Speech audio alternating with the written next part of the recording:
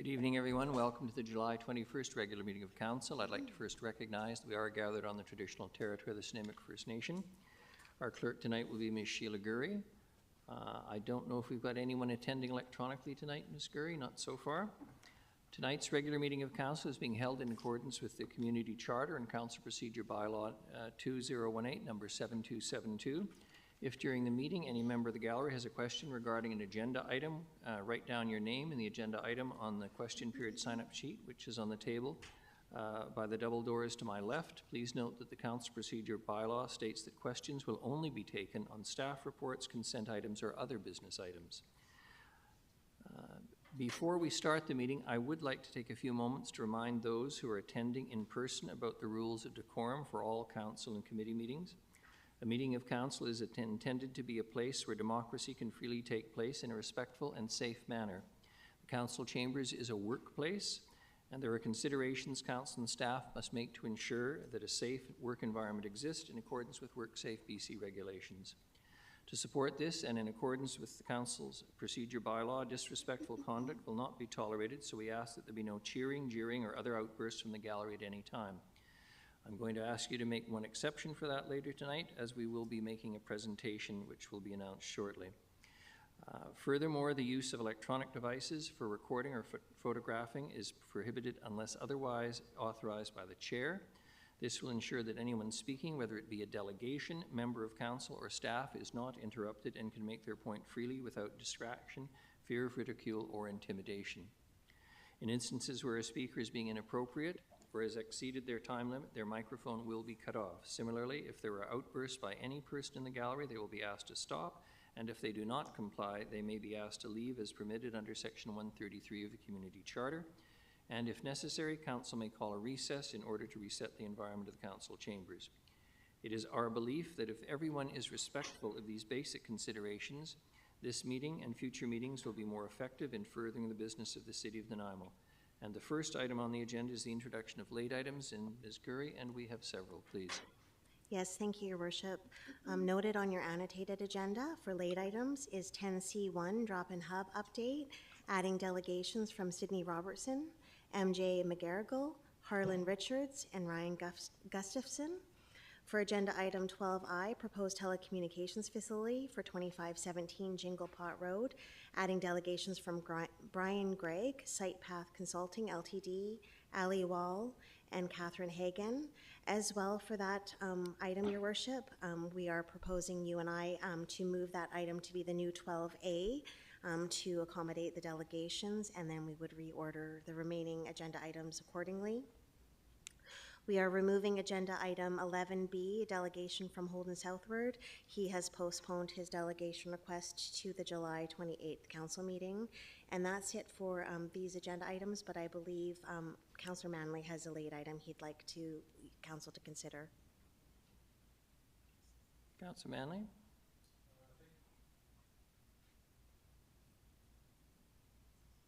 I've had a request from somebody, Gail Murray, to be added to the agenda for the hub discussion as a delegate. So, Your Worship, in accordance with the procedure bylaw, if there's a majority vote of council members present to allow this, that delegation could be added. Seconded, Councillor Eastmere. A discussion on this, council? I might say this is not a preferred practice, particularly when we have advance notice of the agendas to everyone, but we don't wish to be seen to be denying or deny someone the right to speak to council. All those in favor? And any opposed? None. Motion carries. Motion for adoption of the agenda as amended. Moved Councillor Thorpe, seconded Councillor Hemmens. All those in favor? Any opposed? None. Motion carries. Motion for adoption of the minutes is circulated. Moved Councillor Perino, seconded Councillor Hemmens. All those in favor? Any opposed? None. Motion carries. Mayor's report. I have several items to go through tonight.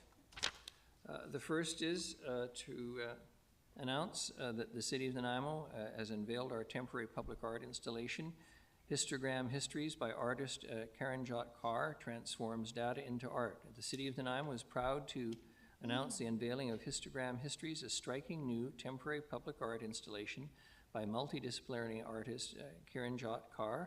Located in the lobby of Oliver Woods Community Centre, this innovative artwork turns data into art, transforming historical statistics about Nanaimo into an eye-catching hanging sculpture that encourages the public to see Nanaimo through a new lens. She is a Surrey-based artist, author, and engineer whose practice draws from her Punjabi and Canadian heritage, her Sikh faith, and her upbringing in her family's fabric store. As a mother and storyteller, her work celebrates the intersections of identity, tradition, and innovation, and it will remain on display at Oliver Woods until 2030. But please do take your time to go there and observe this particular piece of art. We've just celebrated the Reuse Rendezvous, July 19th to July 20th, and I hope that many citizens took advantage of it. It's a community swap that allows the repurposing of gently used home items. Residents were encouraged to place reusable goods such as free books, toys, etc., with a free sign marked out front. Next time it comes along, make sure you're prepared for it. And finally, the City of Nanaimo seeks the next Youth Poet Laureate. The City of Nanaimo is now accepting applications for the role of Youth Poet Laureate, open to all youth ages 13 to 24. This unique opportunity invites emerging literary talent to serve a 2-year term beginning January 2026 as the city's literary ambassador. Applications will be accepted until October 19th, 2025 at 11:59 p.m. They play a vital role in amplifying youth voices, fostering a culture of creativity, inclusivity, and civic engagement. Appointed by City Council, the selected poet will create original work, present at civic events, and lead youth-focused poetry initiatives in the community. The role is meant to inspire young people to express themselves through poetry and spoken word while creating a connection across generations and communities. The selected Youth Poet Laureate will be mentored by Nanaimo's current Poet Laureate, Neil Serkan, and will have opportunities to collaborate with local members and partners, including the Nanaimo Harbourfront Library, past Youth Poet Laureates who have left an indelible mark on our city's cultural landscape, including Kaylee DeFer, 2017-18, Evelina Zanetti, 2019-21, and Paige Pierce, 2024-2026. And now, on a much sadder note, I advise with much regret the passing of one of our city employees, Colby Richmond, on July 8th, 2025. He had just recently turned 60 years old.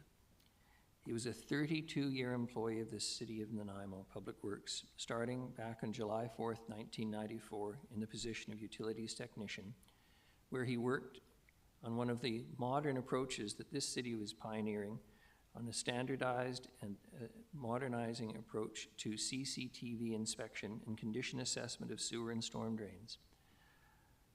He improved the accuracy and reliability of our sewer system's condition data to be the envy of other municipalities across Western Canada. He served on the city's Joint Occupational Health and Safety Committee for Public Works and the citywide Central Occupational Health and Safety Committee. Trained in first aid to level 2 and was first aid attendant at Public Works for several years, and often the only one. He was the longtime mapping and GIS expert at the Public Works Yard and was relied upon by many field staff to develop mapping. His heart and soul were dedicated to making the city a safer and better place for the residents and his colleagues. He and his family frequently participated in city social events and were always thankful, even offering to stay and help clean up after. This reflects comments by several of his co-workers over the years who have used the words, "Colby was kind, caring, dedicated, supportive, and eager to please." He leaves behind his wife of 30 years, Kay, a son Nathaniel, and a daughter Emerson. On behalf of City Council, city employees, the citizens of Nanaimo, our thoughts and prayers are with the family during this terrible time of loss. He will be missed by all of us, and his dedication to the city represents the highest standards of public service, and this city was indeed fortunate to have that service, and he was a model employee for everyone. He set the standard to live up to. We have nothing to rise and report on, Ms. Gurry. And I'm looking around because our next item on the agenda is a presentation, and I'm wondering if we have some parking issue. I'm looking to present the Patron of the City Award. And I'm sorry, Shirley, you're obscured by the, there you are, thank goodness. I was beginning to get nervous. I'm very happy tonight to talk about something that rarely happens in this city, and that's the granting of the Patron of the City honor, which is granted in recognition of an exceptional deed or activity, specific service, an outstanding achievement in a particular field of endeavor, or selfless volunteerism by a resident of Nanaimo. Tonight, we are here to honor former City Councillor Shirley Lance. This is a very timely honor, as the city was incorporated as a city on December 24th, 1874, and we are in the midst of celebrating for a year our 150th anniversary. We thank her friends and family who are here with us tonight in support of Shirley and those who may be watching from home. There have been 6 former patrons of the city since 2005, when it was started. Douglas Finlayson in 2005, Dr. Herbert Welch in 2005, Corrine Stewart in 2006, Kathy and Charles Torium in 2013, and Craig Evans in 2022. Now, bear with me, it's a long list. Shirley has participated and contributed to the development of the city of Nanaimo since 1963, even before she moved here in 1967 with her husband Egan. They developed the 60-unit apartment complex, Lombardy Courts and Wakesai Avenue and 2nd Street, when the demand for rental housing in what was then a much smaller community was very much in demand. In 1967, developed a further 64 additional unit apartment complex adjacent to Lombardy Courts called Warren Courts. In 1972, and yes, do the math, those of you who are thinking about how long ago this was. In 1972, a part of the BC Summer Swim Association organized numerous fundraiser bingo activities, and the Lance Room at the Bowen Park Complex was dedicated in her honor. From 1986 to 2013, she served as Nanaimo District Electoral Officer 30 years. That's how I first met Shirley in one of my very early campaigns, as did every politician in the Central Island for a very long time, and she represented a standard of professionalism that historically has not always been associated with those kinds of appointments, but Shirley was as nonpartisan as one could possibly be, always polite, dedicated, and God help you if you didn't know your stuff, because she did. 1988, she was director for the Van Crowland Regional BC Summer Swim Association. 1996, donated 2 acres to establish Hawthorne Park, which is located at 608 Saramrise Way. So those of you who wander that park, please think of Shirley. From 1999 to 2002, she served for 3 years as a City of Nanaimo councillor, and in addition served on the Plan Nanaimo Advisory Committee, a member of the City of Nanaimo Water Board, co-chair of the BC Parks, Recreation and Culture Association. Now, one can't talk about Shirley Lance without recounting that this city has not always been a bastion of, how shall I say, gender equality, fairness, and she was among many of those pioneer women who sat on Nanaimo City Council, such as Gertrude, or Happy Hall as she was known, in 1951, Margaret Strongatharm, Gloria Daly, Paulette McCarthy, Ada Howden, Dawn Tyndall, Joy Leach, Diana Johnston, Diane Brennan, and Wendy Pratt. And so when I look around this table and I see Councillor Cheryl Armstrong, Councillor Hilary Eastmere, Councillor Erin Hemmons, and Councillor Janice Prino, they got here on their own, but there is no question that women like Shirley Lance helped, to use that overworn cliche, pave the road for them to get here. In 1997, she was a founding member of the Nanaimo Port Theatre, donated to the construction of the building itself. 2001, contributed to the construction of the Lions Bandstand, the Lions Pavilion as we know it, in Maffeo Sutton Park. In 2005, donated further lands, 1.18 acres, to the Buttertubs Marsh Conservation Area, which established the walkway, which so many use and enjoy. 2008, served on the Cultural Capital of Canada Committee. 2009 to the present has been a contributor to the Nanaimo District Hospital Foundation. 2011 served on the Nanaimo Sports Hall of Fame Committee, Director on the Tourism Nanaimo Advisory Committee, Board of Directors for the Nanaimo Museum, some of whom are here with her tonight, I notice. Served on the Snuneymuxw First Nations Appeals Committee, and volunteered with Loaves and Fishes Community Food Bank. Before I ask if there's any members of council wish to say something, I will simply say this. Shirley is the kind of citizen you should all aspire to be.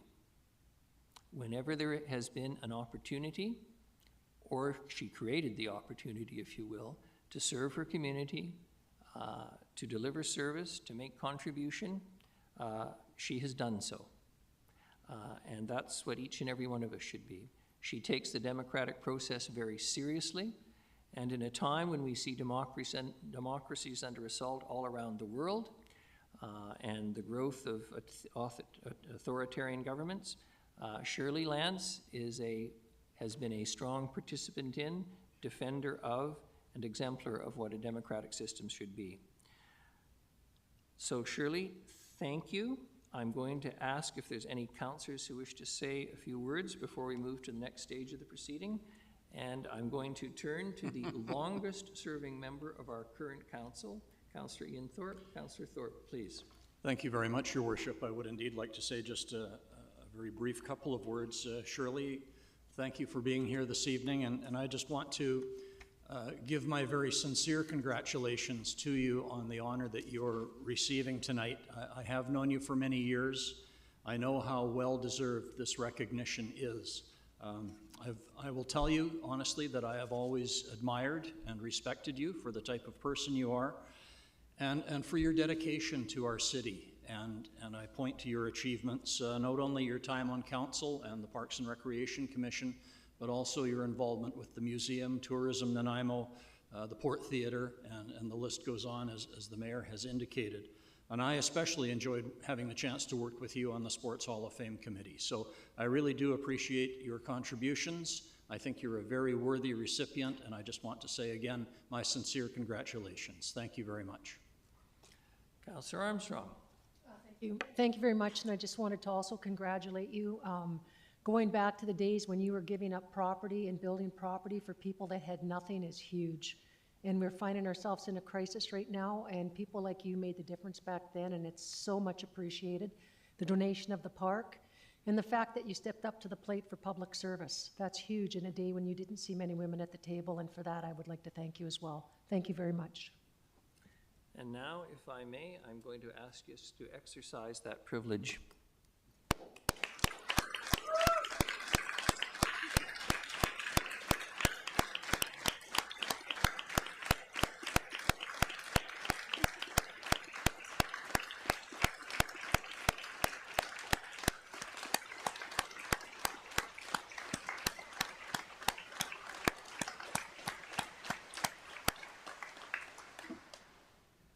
You may be seated. So on behalf of Council and the citizens of Nanaimo, I am very honored and privileged in a few moments to present Shirley Lance with the official signed and sealed certificate for patron of the city, which reads, Council for the City of Nanaimo at a meeting duly convened in the Shaw Auditorium, Vancouver Island Conference Centre, City of Nanaimo, Province of British Columbia, on Monday, May 26, 2025, passed the following resolution by unanimous vote, that Council hereby bestows upon Shirley Ann Lance, the patron of the city, in recognition of her participation and contribution to the development of the City of Nanaimo.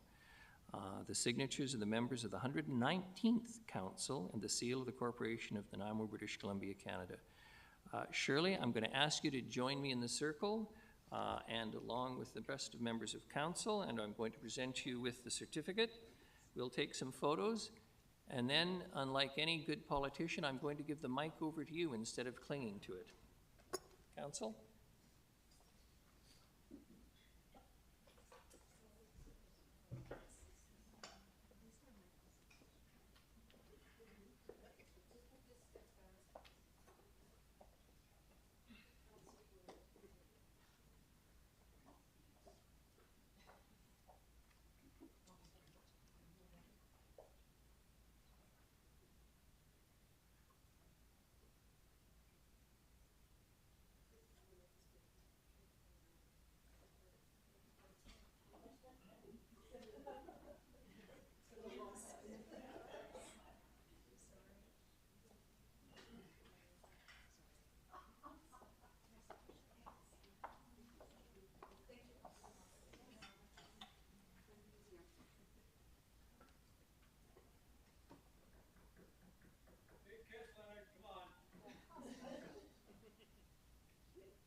Shirley and Leonard, turn around for me.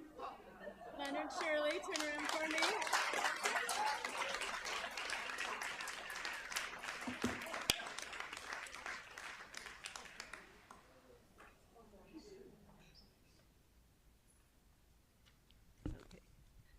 Yes. Thank you, Mayor Crowe. I wanted to say Leonard, but I'll be, Call me whatever you want. okay. And Consul for this honor. Thank you to those who nominated me for this position. I hope you'll forgive me for a few minutes. I want to do a little bit of reminiscing about volunteering for city positions. In 1991, I believe, my name was put forward for the Parks Recreation Commission. I served under Harry Whipper, Andy Laidlaw, Tom Hickey, and Richard Harding. I also served on sort of subcommittees, which they named you to, Grants and Aid, Culture Committee, and many others. This was all a volunteer position, and we got a dinner at Christmas time as a thank you. These committees gave me a better understanding of the positions in City Hall. And I also made many friends, such as Margaret Strongatharm, who worked so hard to get the Port Theatre, and also Elaine Hamilton, whom you have a park named after her. We also, when there was something coming up in Council that was concerning Parks and Rec, we listened to the citizens with their concerns, and then we made recommendation to Council which they could accept or reject. I'm sorry that these committees are no longer, because I feel that they did a very good job for the city. But I thank you all again. Thank you very, very much.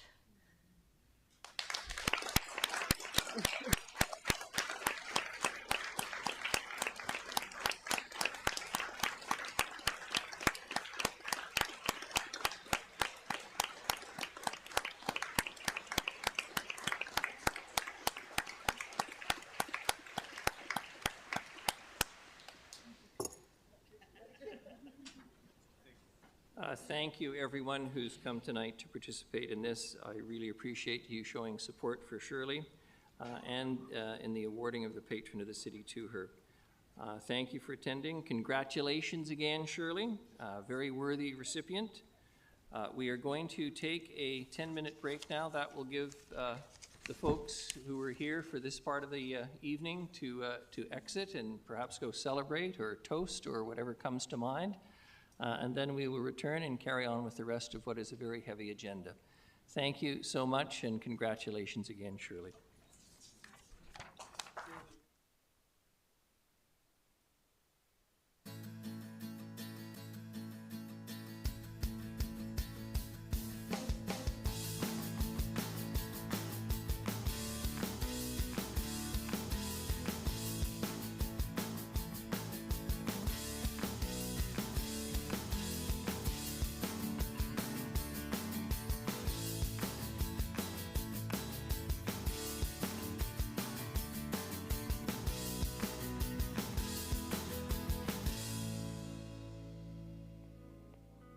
Around every corner and under every corner, the city has assets, infrastructure that quietly adds convenience to our day-to-day living. From the pipes that carry our water and wastewater, to the roads that we walk, cycle, and drive on, to the amazing parks facilities that keep us active. We depend on this infrastructure without really thinking about its upkeep. That is, until something goes wrong.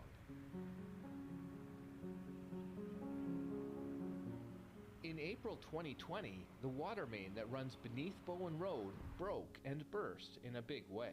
I don't think there's anything we depend upon in this community more than our water supply.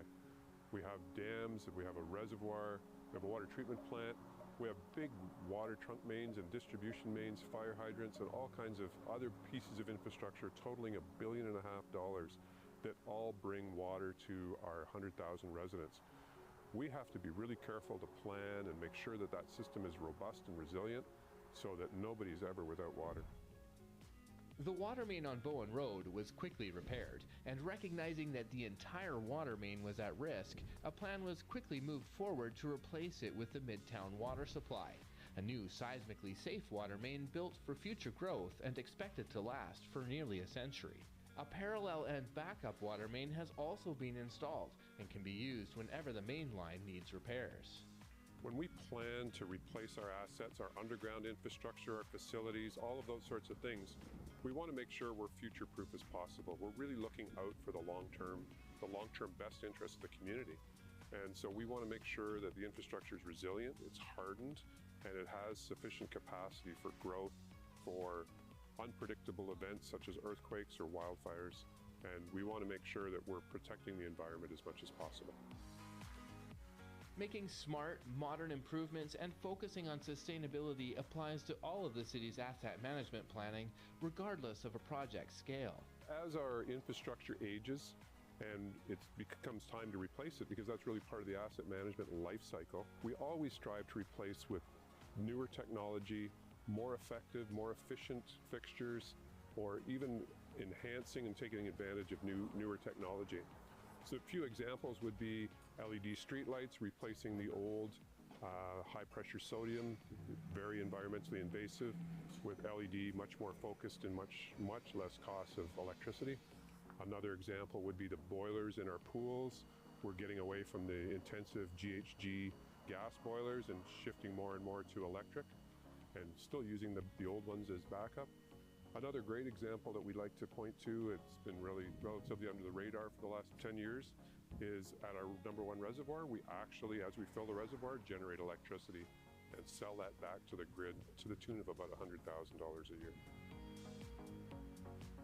Even with the city's best planning, the unpredictable can happen, such as the water main break on Bowen Road. Planning for the unexpected is one more reason why the city maintains an asset management fund. With $4.8 billion in infrastructure, planning and budgeting for the future is crucial to keep Nanaimo healthy. So a huge part of planning ahead involves determining how much money is needed to fund the replacement of assets, and the city uses long-term planning to do that. The city has 3 asset management funds that help with long-term infrastructure planning. One for water, one for sewer, and a general asset management fund. So the contributions to the 3 asset management reserve funds help to smooth out the impact on property taxes and user fee increases when replacement is needed. You know, for the last 10 or 12 years, Nanaimo's council has been really supportive in annual contributions and increasing approximately 1% of taxes every year dedicated to asset management to ensure that our funding to replace our old assets remains sustainable. As Nanaimo is one of the fastest growing cities in BC, the demand on our infrastructure is growing right along with it. This makes long-term planning more important now than ever. Without that contribution to asset management reserves, we wouldn't be able to ensure that the services Nanaimo continues to rely on and appreciate and enjoy would be able to be sustained.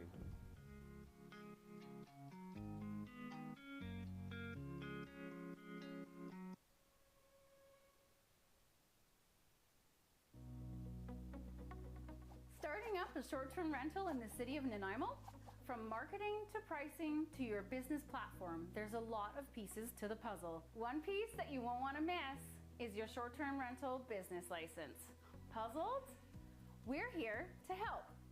A short-term rental is the rental of a living space for a period of less than 30 days back to back. By following the guidelines of the Short-Term Rental Operators Guidebook, short-term rental operators may qualify for a business license without hurting the long-term rental market in Nanaimo. It's also about being a great neighbor. By getting a short-term rental business license, it's like saying, hey, I promise that my guests will have a dedicated space to park in and that they won't be too noisy. This is, after all, a very respectable establishment. To learn more about the City of Nanaimo's short-term rental guidelines, Or if you need a hand getting started with your business license application, connect with us. We're here to help. Councillor Manley.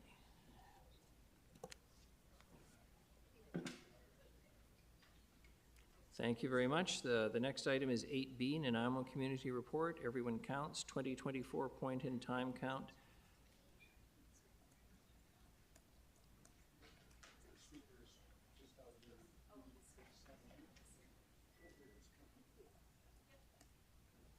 Mr. LeBerge, good evening. You're going to introduce this item, please, and thank you. Yes, thank you very much, Your Worship.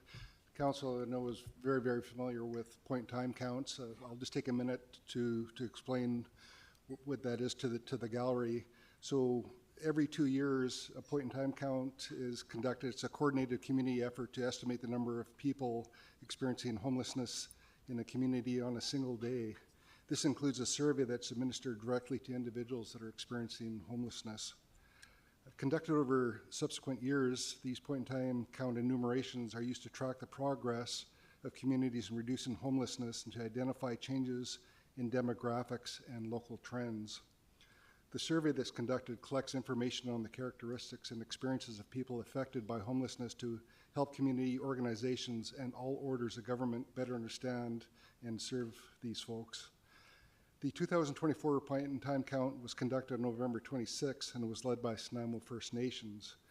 Tonight you'll be hearing from John Rabinek, who's the community consultant that worked with Nanaimo, and with him tonight is Marina White, who you all know is the Chief Community Health Officer for Nanaimo. We also have Naomi Woodland with us tonight, who is the Director of Community Impact and Investment from United Way, who are the funders and entity for the point-in-time counts. So with that, I'll turn that over to Mr. Rabinek. Thank you very much, Mr. Lindsay. Good evening and welcome. Great. For all three of you, please. Yes, good evening. Thank you. First and foremost, just to acknowledge just the kind words shared about Colby and Shirley for this evening's presentations. I think in the spirit of their work and their commitment to the city, I bring forward some of this work and the connection that I have to Nanaimo. With introductions, my name is John Rabinek. I'm Coast Salish from the Snuneymuxw First Nation on my mother's side and English and Irish on my father's side. As we'll go through some of the pit count information tonight, I just want to reiterate my connection here to Nanaimo. I was born and raised here, and yeah, just really try to embody that spirit of collectiveness, collaboration, and yeah, just doing better. So, sure, okay, yeah, with those introductions, I guess. I do have kind of word by word. I've written a script more or less in the interest of time and just to have some consistency across our presentations, but really open for questions or any engagement from folks afterwards. We did have the final report here for Mayor and Council, but unfortunately, I guess some folks are just getting it now, but we'll make sure that you have copies of that and are happy to speak to those points that we bring up tonight. So with that,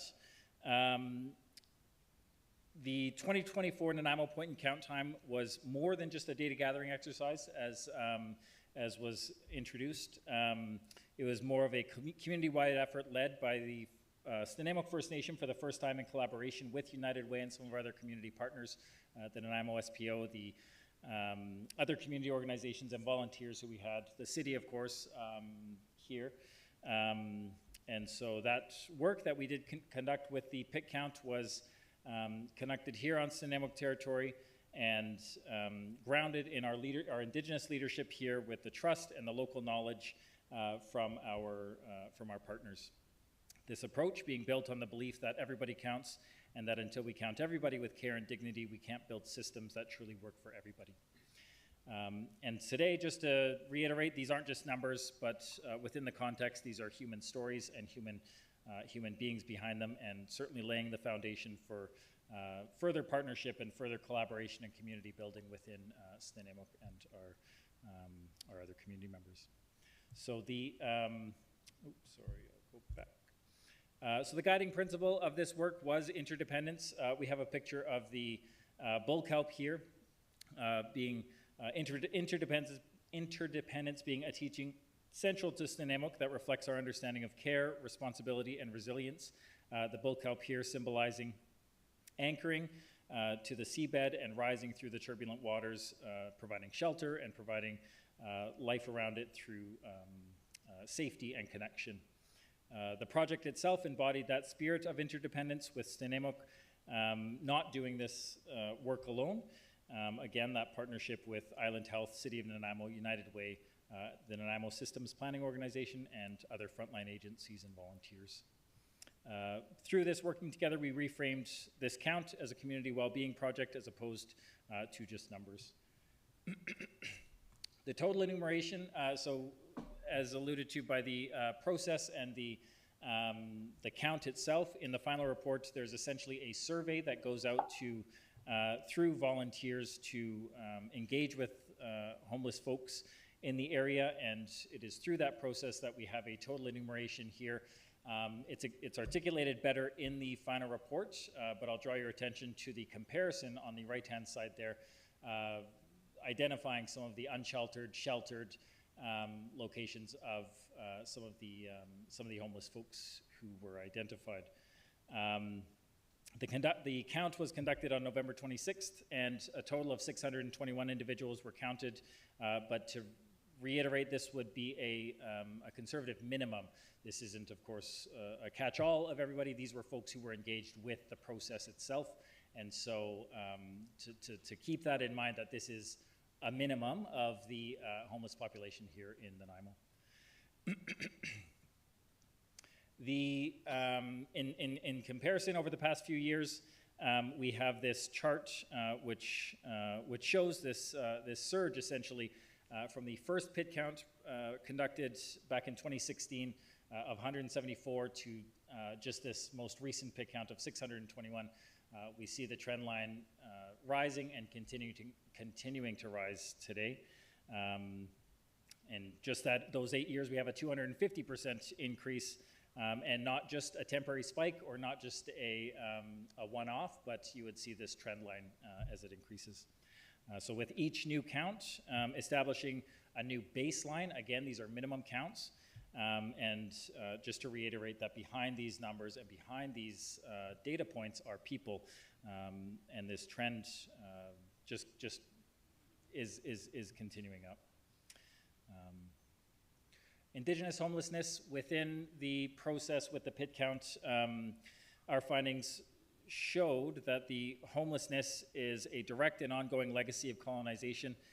Over 1 in 3 people that we counted were identified as Indigenous, despite StatsCan and the latest census in 2021 showing only 8% of Nanaimo's population being Indigenous.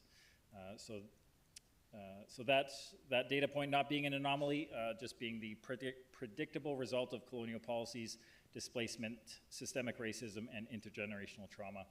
We'll get into a little bit more of the linkages with Indigenous homelessness in a few more slides.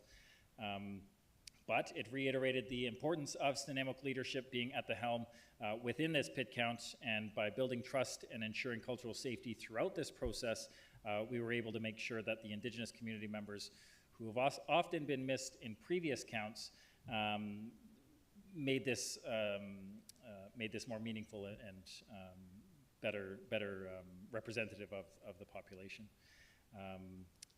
Yeah, the disparity showing why Indigenous-led solutions are not just an option, but they're essential to the way that we're conducting our counts going forward. Here's just a breakdown of the age and gender distribution of people that we counted. As you'll notice, the middle-aged men dominating the street view, but elders and young people are expanding within those other risk groups. So the largest demographic of being males between 35 and 54, but of note is the what would be called the hidden homelessness of folks staying with friends, family or acquaintances, and youth often being mixed in amongst the homeless, the hidden homeless population.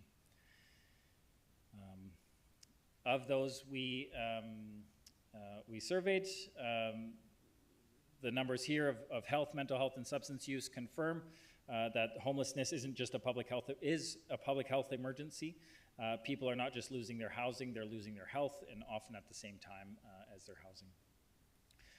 74% of respondents are living with substance use challenges, 66% with mental health conditions, and over half with chronic illness or physical disability.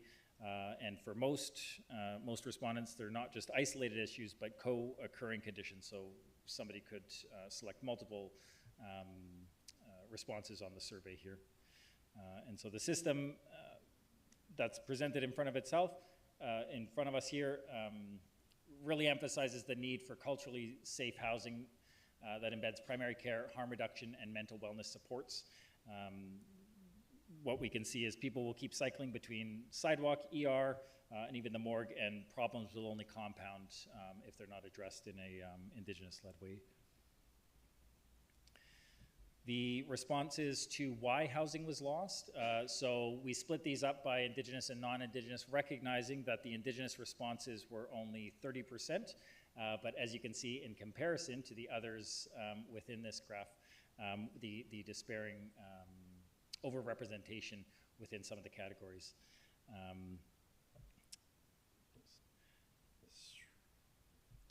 Housing being at the intersection of rising rents, conflict, discrimination, and unmet health needs. Some of the key drivers shown here are financial pressures, eviction due to conflict, and fleeing abuse. Indigenous people were disproportionately impacted by both discrimination and abuse, as shown there. And the linkage to foster care and first homelessness, again, showing the Indigenous and non-Indigenous responses, recognizing that 1 in 4 people counted had a history in the provincial foster care system, and of those individuals, 60% were Indigenous, being an overrepresentation that points to a profound systemic failure.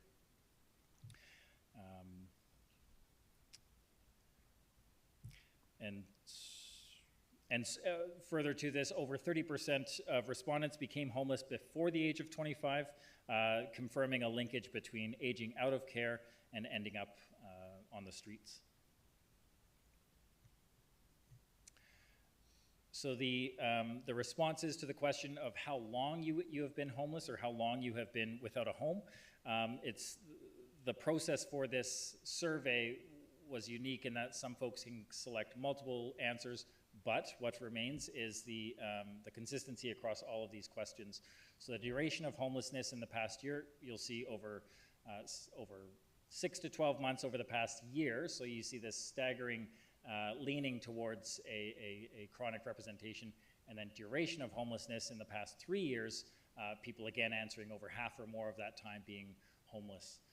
And how long have you lived in Nanaimo? We have further breakdowns. It's in the final report as to where people are coming from, but just to recognize the durations that people have been in Nanaimo and how this compounds over the over time. And the data within the report, debunking the myth that unhoused people are new to Nanaimo or moving to Nanaimo. It's over 75% that are shown in the data that have lived here for over 5 years or have always been here. And so there are long-term neighbors, friends, and relatives. The services that people are engaging with, again, people can select multiple answers here, but this chart revealing a system of services built for survival, not necessarily stability. The services that are being accessed right here are what folks need to stay alive day to day. As you'll see, the food services, emergency room visits, housing services, safe consumption sites. Stabilizing supports are underutilized or sometimes inaccessible, with far fewer people connected with housing services and cultural supports or legal aid, and not necessarily because the need isn't there, it could be because of the access to those services. And just to reiterate, or just to conclude, this approach to the PID count and this collaboration that we had with the city and with our other partners really emphasized the need for some culturally safe approaches to the count. In previous years, we recognized that we had a high population of Indigenous folks who were homeless, and so coming at this in a partnered approach, we had special cultural safety training for some of our volunteers, and really we're able to set the stage for some good engagement and collaboration with the population. And just in summary, the pig count growing to 621 people, and up 20% from the previous year, and 2.5 times the 2016 figure. We do have copies of the final report, and again, we'll be sending digital copies, and happy to answer any questions on what we found. So, thanks. Thank you very much. Questions for the presenters?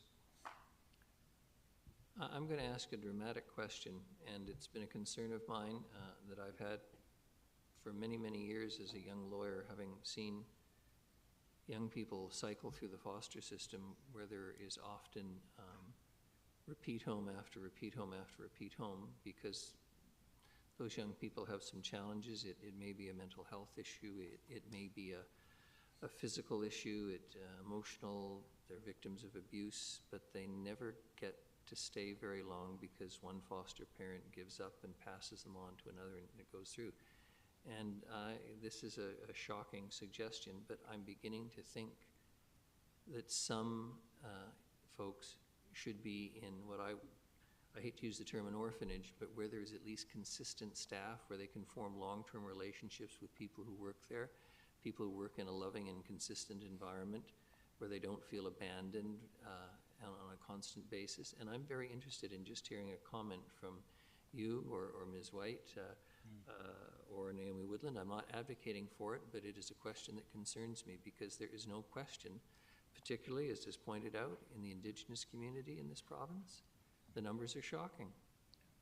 They're shocking, and I realize a lot of it is attributable to residential schools, the hangover from all of that, generation after generation who didn't have an opportunity to learn or be parented appropriately.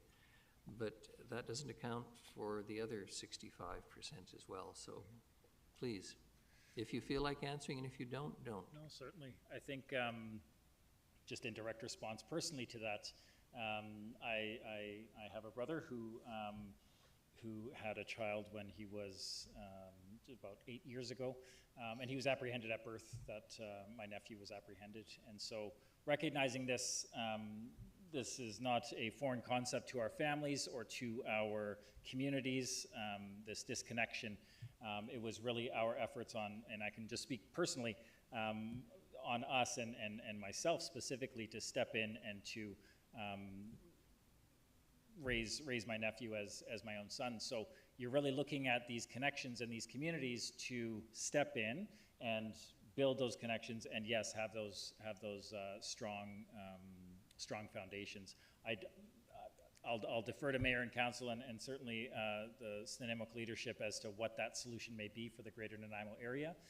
But what I can do is speak personally and just say, from a public health perspective, you could see it, and you see these trajectories and you see these timelines, and direct intervention is required immediately to really step in and make a difference. So that's all I can, yeah.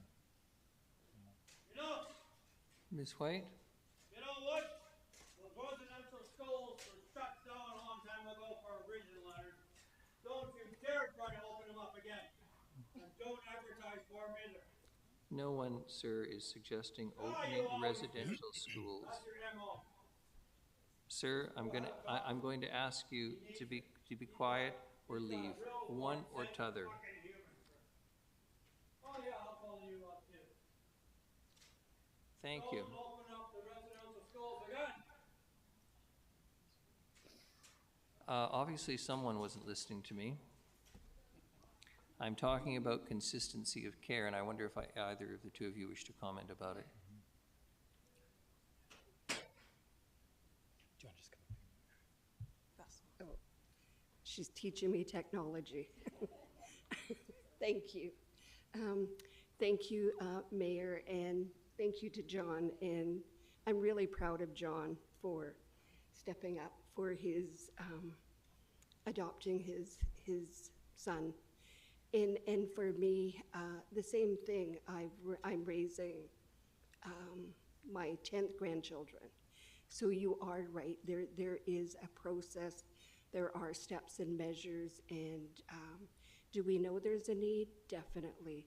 And I can honestly say that there is a lot of work going into building capacity to address the needs, especially for our youth and children. And I'm really excited. I have a young woman that I took from Edmonton, and she is joining our team. I have somebody who joined our team who graduated from BIU. So I'm building capacity with practicum students. And so, you know, there are a lot of steps and measures to build capacity to move forward, because I strongly believe in the wraparound services that we go to embrace families and to hold them up and to capture the resilience and not move forward in a half-empty trauma-based response, but what's the resilience, where's the brightness, and build it from there, because our children need hope and they need life, and we need to breathe joy and sunshine into them. And you know, and it's one step at a time, but our leadership in Snuneymuxw believes the same. And so there are a lot of measures, and you know, in response to our citizen who left, I'm a survivor of residential school. I do know the direct impact. Do I make it my empty cup? No.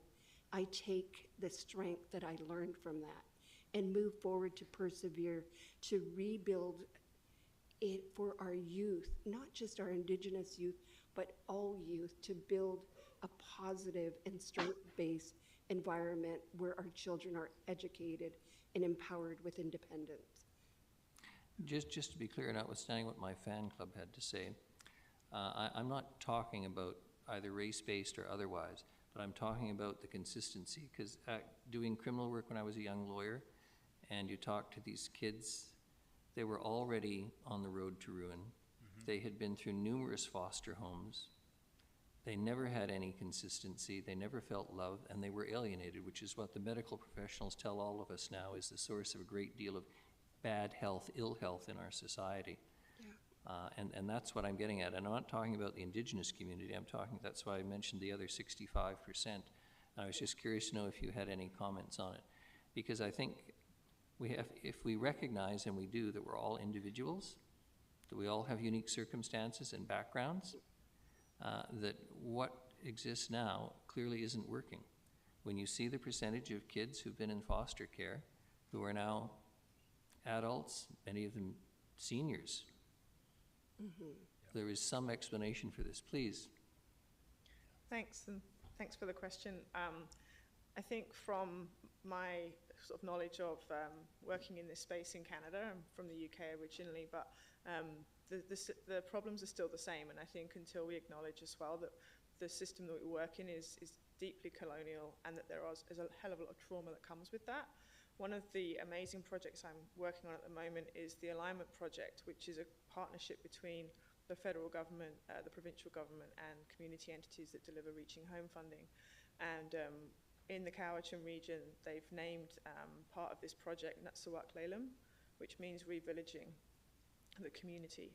And I think that's an element of what we are hearing from Marina and John. It's not just about one individual going into care with one family. It's about how do we as a community wrap ourselves around those individuals that are in need of support. And I see some really great opportunities coming up to challenge the way we've been thinking for a very long time, and consider how can we recenter some voices, and Indigenous voices and others, in that revillaging. And we know that not one individual organisation is going to solve homelessness or mental health or any of those pieces, but that together we can actually challenge those things and see harmony, and bring the 620 people that we are counting on an annual basis to bring them into housing and care and stabilisation. I'm not seeing any other questions. thank you for the work you do. Thank you for participating in this and making it happen. Thank you, Mr. LeBerge. The work is appreciated. It's a sad picture, and it's a picture, unfortunately, that's repeated across this province and across this country. The next item is Guri. Committee minutes, they're just for receipt, no motion required. A motion for adoption of the consent items as opposed to the separately addressed consent items. Moved Councillor Eastmere, seconded Councillor Armstrong. All those in favor? Any opposed? None. Motion carries. The separately addressed consent items, the first is the drop-in hub update. I don't think anyone's going to speak to that just yet, but we have a number of delegations, and the first is Ruth Taylor.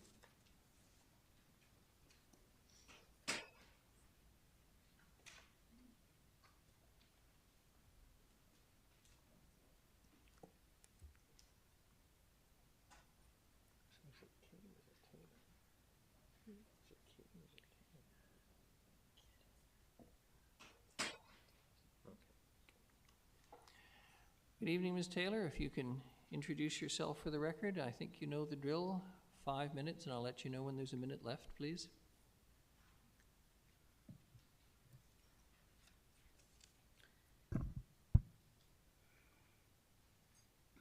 Ready to go?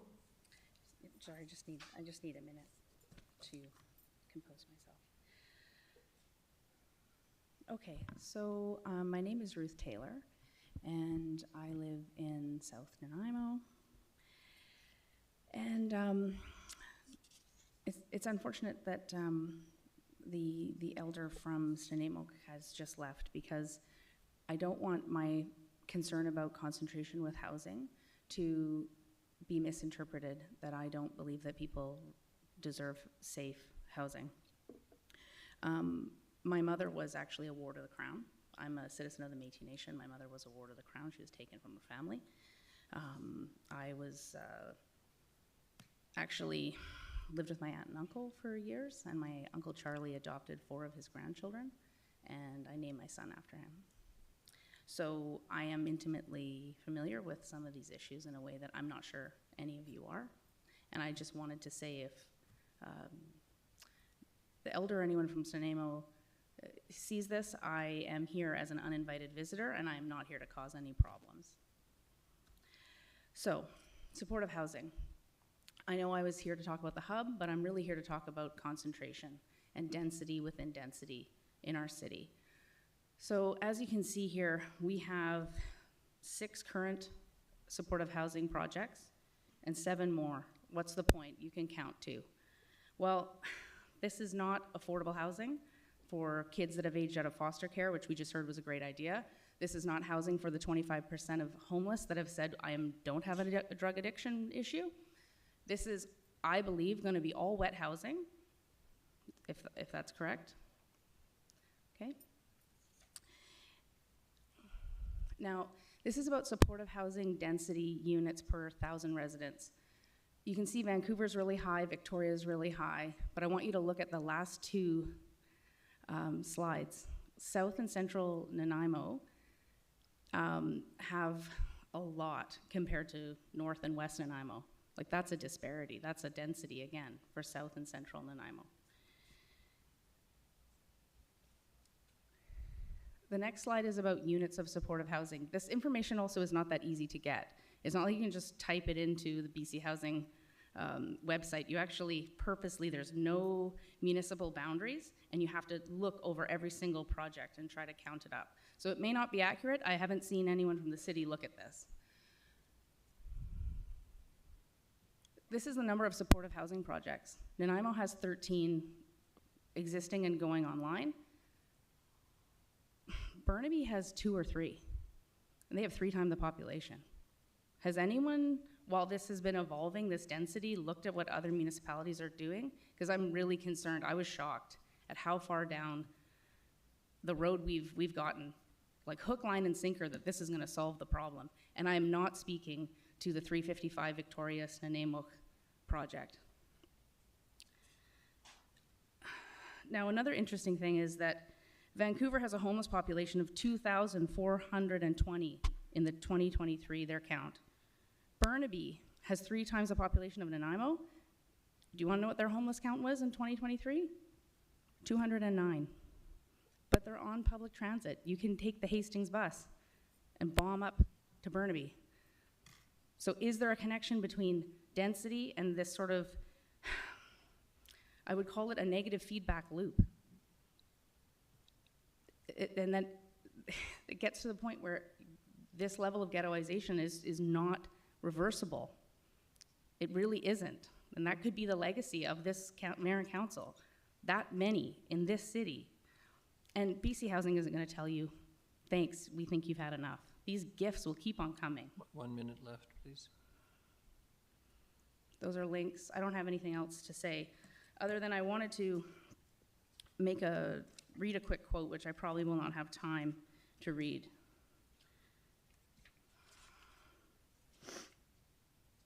This is a quote by a First Nations man. His name is Scott Clark. And he's done some great work with a corporation called Alive. They are a First Nations group and they work out of Raycam. And what he had to say was, quote, "It's just madness down there. The planners don't connect the dots. The policy analysts don't connect the dots. It's really just every social welfare agency on their own trying to increase the capacity to serve people." And he wants the downtown east side to become a true neighborhood, not a stand-in asylum. And when you drive down Nickel Street, it sure as heck looks like a stand-in asylum. Thank you very much. I just have one question for you.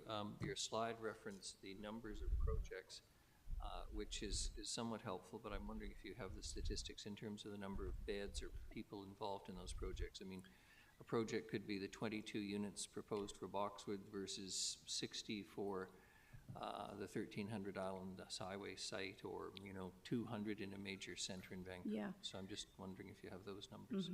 I don't have those numbers for every municipality, but I do know that Richmond, for example, had 2 supportive housing buildings that are temporary. They're supposed to expire sometime around 2027. And there's been, I'm sure you have all heard about the Richmond Mayor and Council that canceled the permanent 90-bed supportive housing that was supposed to replace both of those projects. So you're probably looking at, I think they had something like 40, and then another one had another 40, and they were both temporary. Another thing that's interesting about Richmond canceling that project is that there was a fierce public outcry. And a lot of the reason that people believe that happened is because many of the people who moved to Richmond and lost their livelihoods, we've seen a lot of businesses be lost here in Nanaimo through street disorder, were people that lost their businesses that lived in Chinatown and the downtown east side. And that's why when this was proposed, they vehemently, it wasn't necessarily NIMBYism, they knew what they were getting into and they didn't want any part of it. So Thank you. I think you've more than answered my question. I'm not trying to cut you off, but we have a number of delegations to hear from. Councillor Armstrong. Oh, thank you. Thank you for your chart. Now, that's only showing BC Housing sites, right? It's not showing because there are sobering houses that are privately run, treatment centers that are privately run. Those are just BC Housing sites? That's correct. Thank you. Just wanted to confirm that.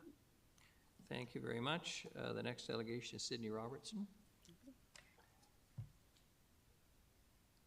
Ms. Robertson, you likewise know the drill. 5 minutes, and I'll let you know when there's a minute left, please.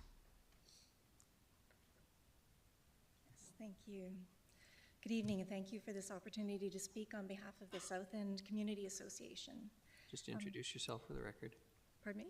Just introduce yourself for the record. I'm Sydney Robertson. I'm the chair of the South End Community Association. Last week when I spoke about the hub, I think that you heard me say that we were not at that moment demanding that the hub be immediately shut down, but I don't think you really heard me say that keeping it open would need increased mitigation strategies to lessen the negative impact on the South End community. I appreciate the measures the city and operators have taken so far, but I want to be very clear that it's not nearly enough. If you decide to keep this center open for another 8 months, we are demanding significant change. We all get that the city doesn't have endless resources to put toward this massive challenge, limited money, limited staff time, limited council time, etc. You have limits to what you can devote to this one issue. I'm asking you to recognize that our neighborhood has a limited capacity to absorb this facility, especially because the burden of the hub is already on top of the exponentially large share of the social burden that our neighborhood is already carrying. The addition of the hub has pushed us well beyond our capacity. SECA can't meet the need to interact regularly with the operators. We can't keep our sidewalks clean. We can't maintain the shrubs and other aesthetics that lift our spirits. We can't find the time and energy for new positive community events. We can't find enough time to lobby all levels of government effectively. A number of us can't sleep. We can't maintain our health. We can't make our kids feel safe. We're running low on empathy. We can't respond calmly to incidents that arise. Now, you know SECA, and I hope you know the South End well enough to know that these are things we always strive to do, but we've now hit the point at which we simply can't. There's no more rising above within us. We are tapped out. Just like the city's resources, our goodwill and our efforts are not limitless resources. I understand that another 8 months to find a new location probably seems short from where you're sitting, but to us it's an eternity. It's hundreds of altercations, psychotic breaks, property damages, police calls, lane swerves, bags of trash, needle sweeps, and making reassuring faces to our kids. It's over 250 disrupted nights. 8 months is a long time to be bombarded with this kind of stress. Please also recognize that my community's hope that we won't be permanently saddled with this unbearable burden is running very, very thin.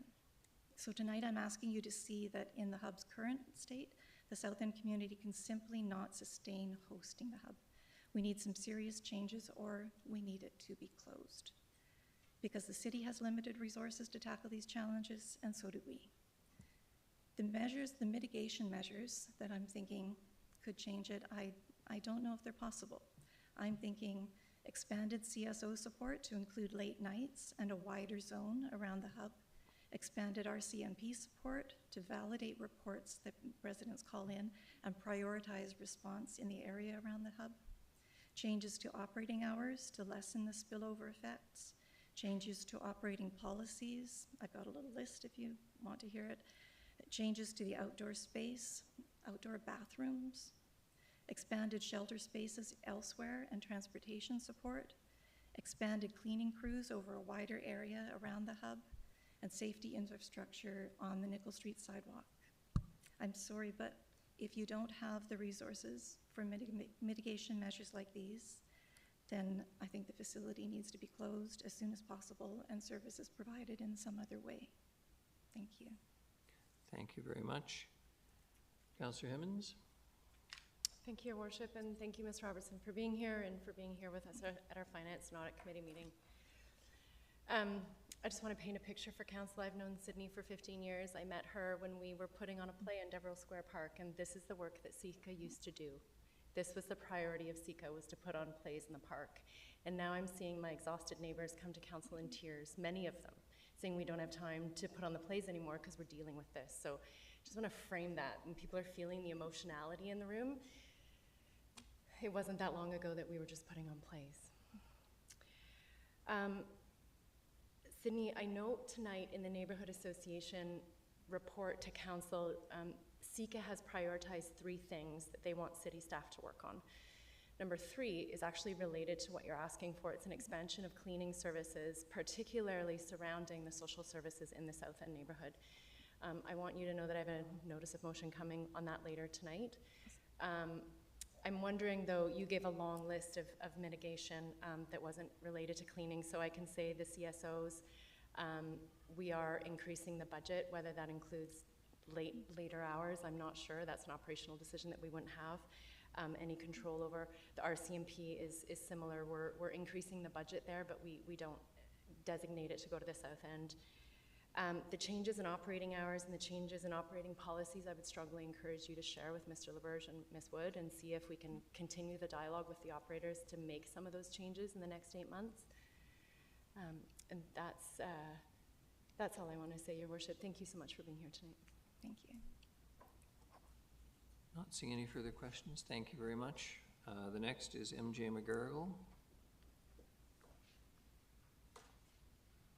And if you could introduce yourself for the record in 5 minutes, and I'll let you know when there's a minute left. Thank you. Hello, everybody. Thank you. My name is Mary Joan McGarrigle, and I live about a half a block away from the hub on Finlayson Street. I have volunteered or worked in social services since I was a teenager, and also since I was part of the hidden homeless that you were discussing earlier tonight. So I am familiar somewhat with the challenges that some of these folks are facing. I believe in housing first and in meeting people where they're at, and I believe in the lowest barrier supports possible. And still, I'm struggling to live beside the hub. I initially planned to come here today to tell you all about what it was like to live in my neighborhood right now, but my neighbors did a fabulous job of that on Wednesday at the Finance and Audit Committee. So I won't spend much time on that tonight. I won't talk about the urination and the feces, the property damage, the weapons, the syringes, the garbage, the construction worker who was assaulted at work, the thefts, including my neighbor's only blankets and sheets right out of his dryer, and the woman who came into my yard and told my child that she would burn him alive in his home. Instead, I want to tell you a little bit about that child and the impact the hub is having on him. He's 7, and he has spent his whole little life on Finlayson Street. He's the kind of kid who looks forward to spending his weekends at community litter pickups. He is a child who grew up within a block of the Balmoral and the Outreach Pharmacy. He's been raised to understand addiction as a health issue, and he sees struggling folks as neighbors who are having a hard time. When the group of folks struggling in your neighborhood is a reasonable size, you get to know and care for them. There is safety in that for both parties. You get to know folks well enough to recognize when they are fine and when they might need help. But once a neighborhood is overwhelmed, as ours is right now, that web of safety and that ability to coexist and care for each other begins to evaporate. With the hub as a neighbor, I am losing the ability to raise my child without fear of folks who are struggling. With the hub as a neighbor, I am even losing my confidence in my ability to keep him safe. I have no fear of folks using drugs or having a difficult time, but I know enough about psychosis to know that it is objectively dangerous at times. And we are surrounded by people who are experiencing full-blown psychosis regularly. When the hub guest came to my driveway and told me that she was going to burn my house down with my kid inside, it was entirely unsolicited. There was no fight, no discussion, nothing that happened before that. It was just the state that she was in. She just walked up to my driveway and made sure that my kid was going to be up all night that week with nightmares. I'm not worried about my house burning down. I understand people who are ill, but I'm deeply worried about the impact of this on my child. 7 years old is too young to be experiencing that. And in that context, we have been reaching out to you for help. And when we look to you for help and no help comes, our community breaks down further. When the police begin policing us differently and refer to our neighborhood as Skid Row, but then at Wednesday's committee you accept with no evidence and contrary to what every single delegation came before you to explain that this neighborhood was like this before the hub or that it could get worse without it, our trust in government weakens. When you accept that parks can't be maintained and then we lose precious amenities as part of hosting the hub, our trust in government weakens. Now when you tell me to hang in there for 8 more months and I don't see solid plans for improvement or change, it is really hard to know whether to be hopeful or to be cynical. I desperately want to believe that this will end or improve, but instinct tells me that we'll be right back here 8 months from now, rinsing and repeating. Tonight, I'm asking you to assure me that that isn't the case. I want to be very clear here that I don't want a conversation about us versus them. I respect the operators of the hub. I feel for the people baking in the sun on the side of the highway and for the people being assaulted by fellow hub guests. There is no dignity in any of that. We are not stuck here talking about whether we care for the neighbors of the hub, or the neighbors or the needs of the hub guests. Both of those things are achievable. This is a conversation about money and a conversation about imagination. It is not a problem without a solution. I lived here during Tent City, and Tent City was miles better than this. Staff presented you with 4 options at the Finance and Audit Committee. I'm here today to ask you to consider only 2. Pull your funding and your support until the province shows up to partner with you in a meaningful way.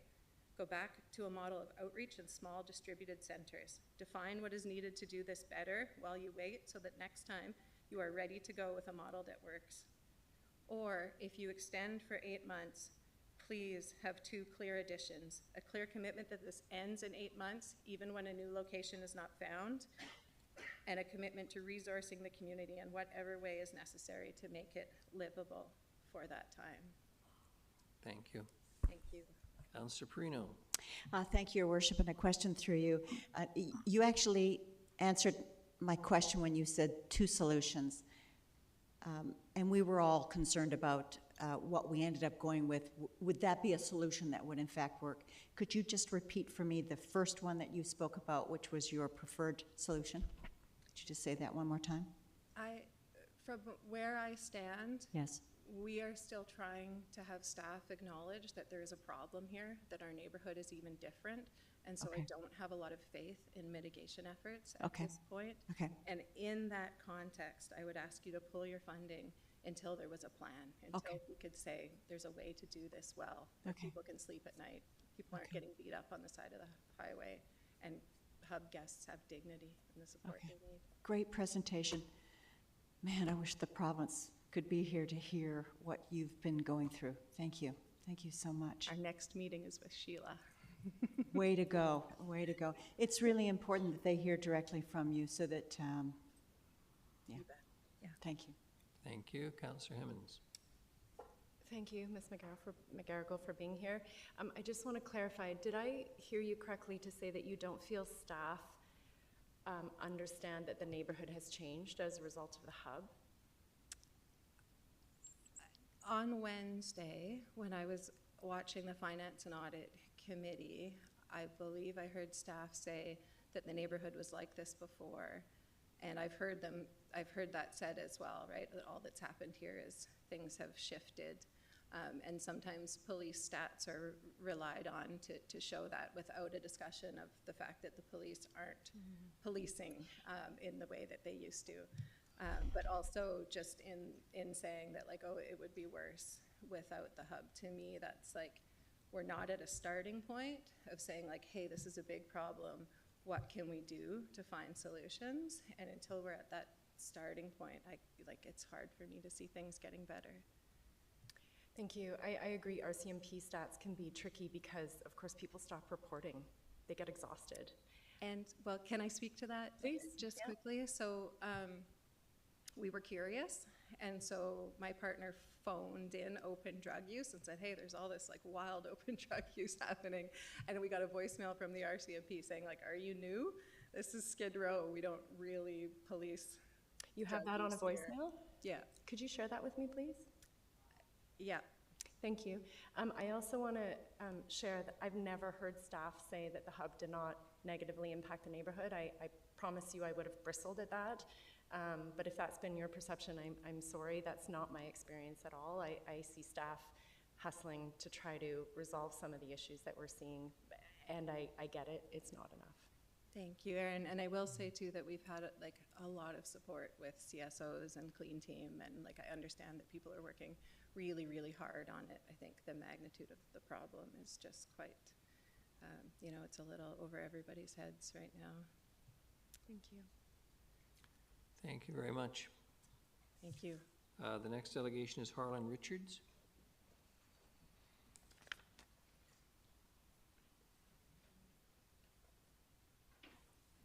Mr. Richards, if you could introduce yourself for the record, 5 minutes, and when there's a minute left, I'll let you know, please.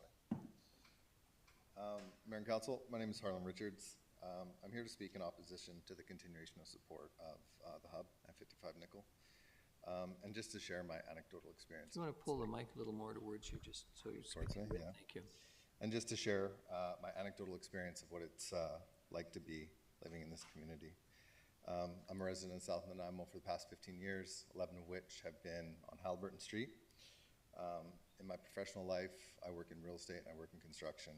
So that work puts me in a bit of a unique vantage point in terms of interfacing with people who are coming into and leaving the community.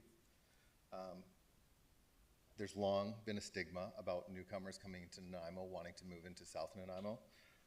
But as of late, the thing that is more concerning is the amount of friends and neighbors and people that I know, past clients that I've sold houses to in South Nanaimo, that are calling me looking for a way out. South Nanaimo has long attracted working class people who are interested in bettering their lives, being able to buy an affordable home, being able to fix it up and raise a family. These people see the good and the potential in the neighborhood, and they're open and they're empathetic to their neighbors who have a variety of socioeconomic problems. But for the most part, people stay out of each other's business and they're accepting of other people's differences. The sentiment is changing in a way that I've never seen before. They feel unsafe in their community. They feel like the police aren't doing their jobs. They feel as though the politicians lack accountability. They feel as though the justice system has lost all credibility. They feel as though their civic pride is waning. But most of all, they're experiencing an empathetic burnout from constantly witnessing fellow human beings in the lowest ebb of poverty and despair dying on the sidewalks with the passing traffic just watching on. Most people that I speak to believe that people experiencing addiction have the right to treatment and support. They also believe that the people who live in these communities have the right to safety.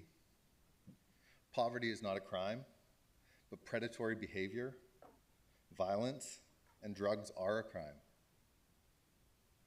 And we need to enforce the laws that we have, otherwise we'll end up with a two-tiered justice system. Drug decriminalization has been repealed. It wasn't working, and all of the people that are actively using drugs on the street in front of 55 Nickel Street is illegal. We often hear that Housing First is the best model to deliver care. I currently can find no publicly available data that will show the vacancy rate of the supportive housing that's currently in stock. And so I'm curious, and maybe somebody can answer this for me, is there capacity for the current stock to take some of the people that are on the street and to place them? I don't know the answer to that. Centralizing services in one area does not bode well for the health of the community. We only need to look to Pandora, downtown Eastside, Queen and Jarvis, Kensington, downtown Portland, Tenderloin District, Skid Row. Once a district becomes entrenched, it takes decades, if ever, to pull it out of that. You are currently the decision makers in this corner of the world at the precipice of this, and we are pushing people out who are willing to take a chance and an investment on growing the core of the city. And we're ushering in the potential of decades of poverty and social disruption that will continue to drive residents further out into the suburbs to avoid the chaos. Increasing urban sprawl, putting more cars on the roads, making the cities less commutable, increasing the congestion, and going against the city planning principles. 1 minute. In conclusion, I'm asking you to consider this when looking to continue the support for the hub. When parks employees are getting stabbed with hypodermic needles and city staff needs fences to protect them while they're entering their workplace, maybe it's time that we admit to ourselves that our course needs to correct and to protect all the vulnerable members of society, including the women, the children, the elderly, and the disabled in our community. So let's treat poverty with social support, let's treat addiction with healthcare, and let's treat crime with policing. Thank you. Thank you very much. Councillor Hemmons. Thank you, Your Worship, and thank you, Mr. Richards, for being here. Do we have the housing stock? Absolutely not. I think part of my rationale for continuing the hub for the 8 months that we do, one was winter. If we close it down, those folks in the rain, in the cold, are going to go to Diana Krall, they're going to go to the Italian Fountain, they're going to go to London Drugs at Port Place. So I rationalized containment. I also rationalized it by understanding that we have, I believe, 170 hearth sites coming on. That's at the 1300 Old Island Highway and the 1030 Old Victoria, as well as Travelers Lodge in central Nanaimo. So we know that there's this backlog of resources coming, and we know that the hub is a triage space for those people. So we know when those spaces are open, those folks should hopefully go right into housing. So just wanted to acknowledge that we absolutely do not have housing stock. There is no, to my understanding, their vacancy rates are minimal, if nothing. At supportive housing people, those rooms are filled very quickly. You heard the point-in-time homeless count tonight. We have, I would say, upwards of 1,000 people looking for houses right now, and we have 170 in the pipeline. So that also plays into our conversation with the provincial government when we say, you know, do we say yes or no to supportive housing? For me, it's never it's not a no, it's how are we going to do it and where are we going to put it? So I want to acknowledge your presentation tonight and your work for the community. You're pointing out some real deficits that I think we're all aware of and working hard to fix. Thank you. Thank you. Thank you, Councillor Hemmens. Councillor Thorpe, please. Thank you very much, Your Worship. Through you, if I may, to Mr. Richards, a couple of questions. Thanks for being here, Mr. Richards. You referenced the philosophy, if you will, or the policy of decriminalization and provincial government thinking in that regard. So my first question is simply this: would you please consider sending a copy or a version of your presentation to the provincial government and their representatives? Because I think they need to hear those comments from our citizens. Sure. Because a lot of what you say relates to provincial policy, which we are trying our hardest to deal with, and perhaps not very well. My second question is, you referenced in your presentation people leaving, and I forget the term you used exactly, South Nanaimo, I think that was the wording you used. Yeah. But am I correct in assuming that you're talking about the area around Nickel Street as opposed to an area which I see as being quite vibrant and healthy, which is what we usually refer to as Harewood or the University District? So are you relating more to the Nickel Street area specifically? No, I think I'm referencing anybody who sort of interfaces with the downtown core on a regular basis. So even if you live outside of the downtown core, if your core services, just as a resident, if you're coming down to Port Place for groceries, if you're going to the drugstore, any of those services down there, you're constantly interfacing with it throughout the day. And so that's when I speak to people that they're feeling burnt out, because even if they're not directly impacted in terms of living next to it, it has a psychic cost that they're dealing with day in and day out when they're just trying to go about their daily business. I was just over at my in-laws' house for supper, and we were having a conversation about me coming here, and my wife's mom has changed the grocery store she shops at. She's changed the library that she visits. She's changed all of her services around because she does not want to move through the chaos that is that area, because it takes a toll on it. And I mean, I see that with a lot of people, is they can't deal anymore. And it's like, I mean, the other neighbors in the South End Community Association are saying that, like, there's a tax on the neighborhood in the day-to-day going about of where we move throughout this part of the city. And so that is Harewood. If you come this way, that's the South End, that's the Old City, that's the downtown core, that's south of Northfield, in my experience. Okay, thanks very much. I totally hear your comments and absolutely sympathize with you. Thank you. Yeah.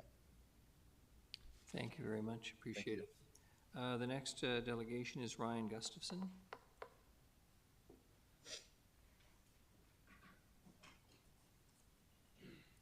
Mr. Gustafson, good evening. If you can introduce yourself for the record, 5 minutes, and when you've got a minute left, I'll let you know. All right, will you guys fire up my slideshow?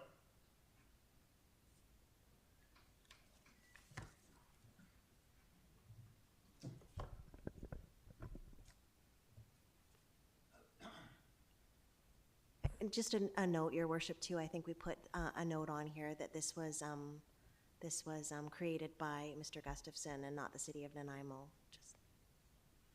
That's correct. That is inspired by your template. So I'll begin. Hello, my name's Ryan Gustafson. I've lived on the 100 block of Finlayson Street for 15 years. We've heard the hub is a necessary service. We've heard how the hub services change the lives of residents of Nanaimo and others coming to our community.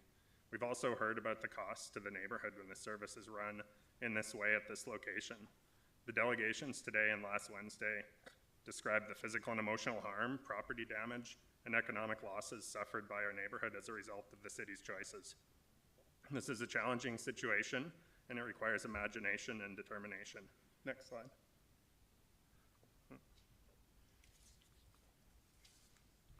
Staff reports include statistics suggesting improvements with the introduction of the hub. The intent of this narrative seems clear to me, to lay the groundwork for 55 Victoria as a permanent hub location. Anyone involved in this organization knows this area is not being policed in the same way as the rest of the city. In my recent interactions with the police around hub impacts, it's clear that police are demoralized, exhausted, and frustrated with the situation. The information from residents compared to your numbers presented in the staff report tell us that there's a problem with how you're measuring impacts. There's no method to collect data from residents, which I understand is a requirement of the Reaching Home funding. As I reviewed the staff reports, I noticed a few points. First, staff's approach is to look for existing buildings at leasable locations at a bi-weekly interval. It's challenging to find a suitable space. When it comes to leasing, Mayor Krog said it well, who wants to? When asked what will be different about another facility search, last Wednesday, Christy Wood was clear when she stated there would be no new approach that we would take. When asked about buying or building, Mayor Krog states that he's not in favor of purchasing a purpose-built site. We can read between the lines.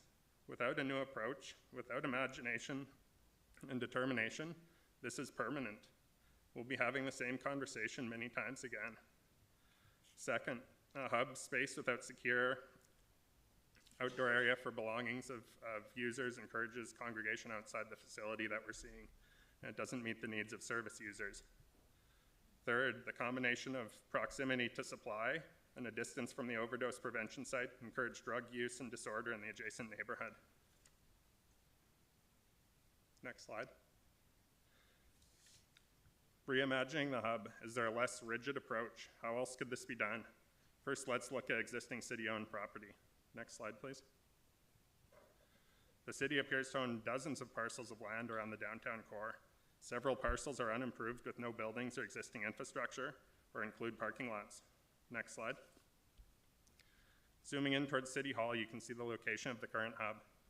You can also see the location of the overdose prevention site. Remember, staff suggests challenges with open drug use around the hub due to the distance from the OPS. Looking at property in this area, 421 Franklin Street, which is about here, appears to be city-owned and vacant. Imagining a service at this location with entrance at the south end of the lot, the distance from residential structures appears at least 5 times greater compared to the current hub, and the distance to the overdose prevention site is about 4.5 times less compared to the current hub. This is one example of several that I was able to identify as a private citizen. Next. How can existing city-owned land be used for these services? Modular structures are suitable for workers at remote work sites, our children's education, the bus drivers at the Front Street interchange, and city staff. Modular buildings would be suitable for the hub services and can be more readily adapted to meet the requirements of service users. They can be placed on bare land or in existing parking lots. They could be moved between parcels at an interval. Showers could be provided. Modular buildings could be leased, bought, or maybe even diverted. 1 minute. Maybe even diverted from the North Peace Regional Landfill. If the city has existing modular buildings, they could be upgraded with the structures repurposed for hub services. Parting thought, upgrades to the RCMP detachment are on the agenda tonight. Given the social disorder that radiates around a hub, integration of services could be considered. For those here tonight or watching from home, what solutions can you imagine? Let Mayor and Council know and hold them accountable. Next slide. Let's talk about the city. What kind of future you see for it? What kind of structures do you want? Have that opportunity here to do something wonderful if you put the effort and time into it. So Nanaimo, please get involved. Tell us what you think, tell us what you want. Let us build something together by hearing one another in a way that makes this a better place than it is even now. Thank you. Thank you very much. On time, too. Councillor Hemmons. Worship. I'm getting really tired of looking at my neighbors tonight upset. Mr. Gustafson, I just want to thank you for being here. The challenge with identifying lots and putting purpose-built places on them is that we would have to tax our property owners for that. And what the mayor and what Councillor Thorpe are often reminding us is that health and housing really is a provincial responsibility. And the risk of us saying, okay, we're actually going to take $10 million, we're going to pull those people off of Nickel, we're going to put them on Selby, we're going to do something with modular housing. Then the province maybe gets to wash their hands and say, Nanaimo's taking care of it, so they don't come in with their investment. So we're constantly in this, like,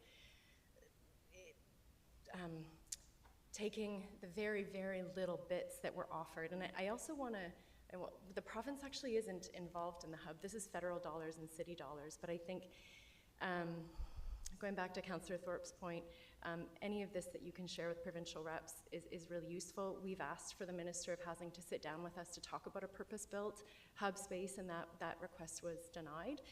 We will, I assume, be going back to the new Minister of Housing. And I just want to share with you, I was home, you know where I live. I came home from council one night and my kid had to stand at the door blocking someone from coming in while I was on the phone with 911 to get this person out of our house. I'm a single mom with 2 kids home. So I say that to say I hear you and I see you, and I'm so sorry this is happening.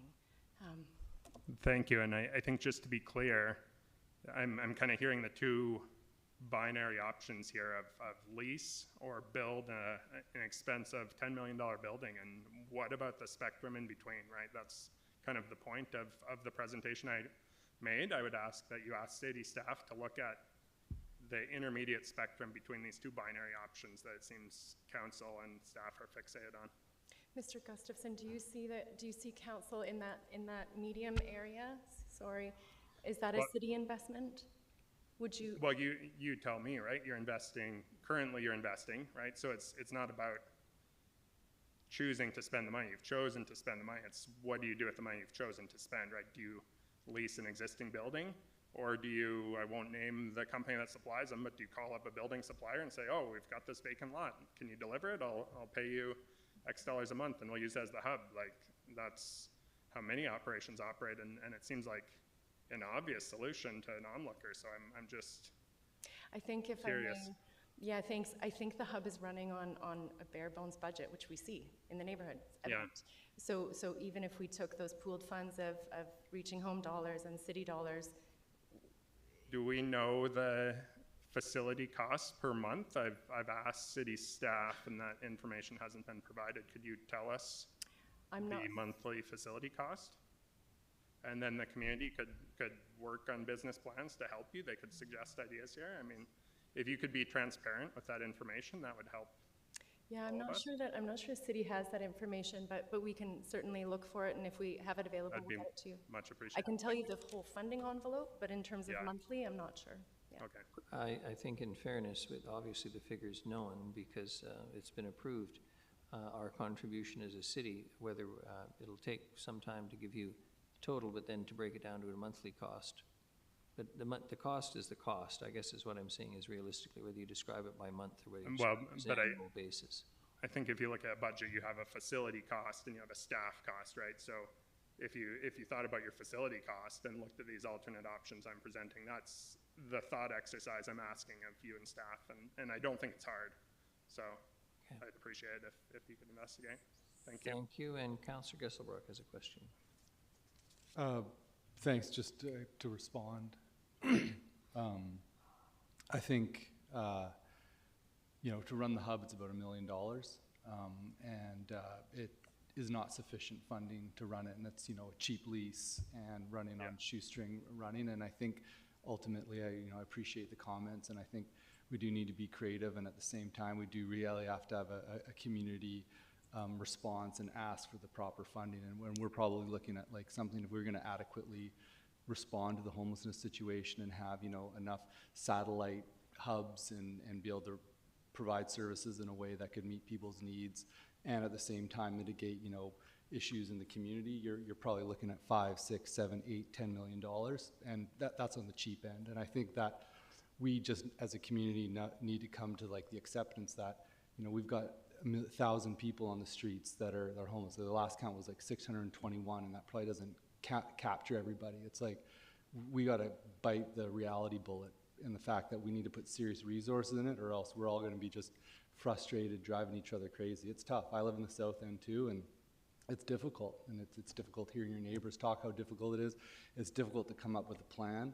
And I know our city staff who are working on this probably are carrying the biggest load of stress out of everybody in the community, because it's on them to find the solutions and to coordinate in that. And they've been carrying the lion's share of the stress.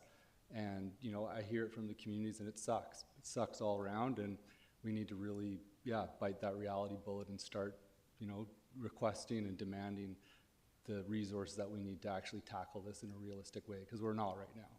And I think all of us feel that here, but I appreciate your comments. Thank you. Thanks. Thank you. And Ms. Gurry, the sixth Yes. delegation? Yes, Ms. Gail Murray, I believe.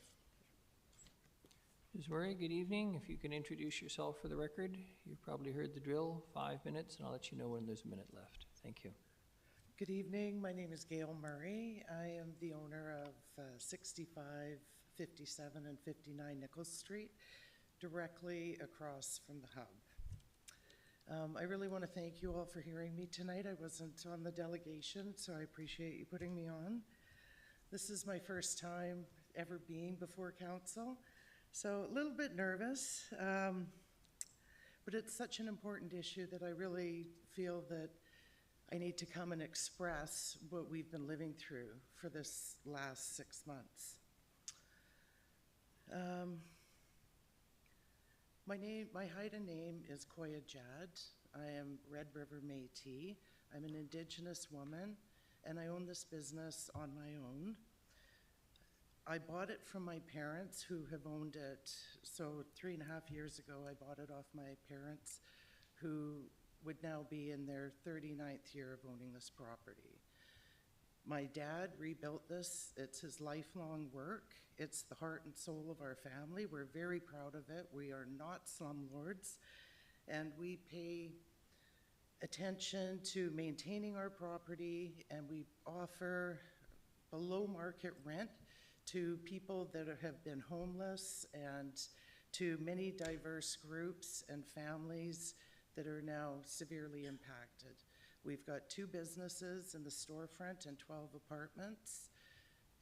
It's very difficult to rent a place. And when I get responses when I'm advertising telling me that I couldn't get out of my car because I was so afraid, so I'm not going to rent from you, but nice place, it gets a bit disheartening. Over the last 30 days, I had 2 people move unexpectedly because their dog was attacked from the dogs at the shelter, and also from having to deal with the assaults and abuse that they're all facing. So I had put the ad on. In 30 days, I had, and I've got a picture to show you if you're interested, over 8,200 hits on an ad that I still can't rent a place, because it's right there across from that, whatever it is that's going on there. It's, I really want to reiterate the comments that came before me. I can't agree with them more. Sydney and Ruth and everybody else that had something to say. The facility was opened without any consultation of us. I called the owner of the building. He told me he had 100 written letters of support, but would not provide them. We called the city, and we were told that everybody was consulted within 1,000 feet of this facility. We went and talked to neighbors, every neighbor in the area.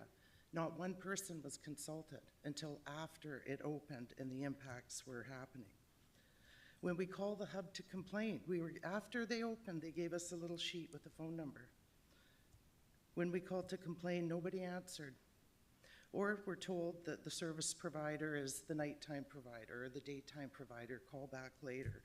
I was even hung up on when there was an incident on the street asking for them to help.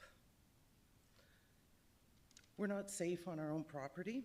Yesterday, there was a drug dealer on my property, When we asked them to move, we were swarmed by 8 people. My mother was driving a car. She's 83 years old. She was one of the people swarmed. File number 2025-22461. We've had home invasions. We've got a 10-year-old girl that lives there, and she's can't sleep at night. We've been blocked from entering our own premises. We've had people threatening us to kill us. We've had our building lit on fire. I've had to cut down 100-year-old trees. I've had to install lighting. There's nothing we can do to, it's just never ending. Broken windows, constant excrement and garbage. They discard their needles and condoms everywhere. I can understand why people are saying they don't want to live here. It's not livable.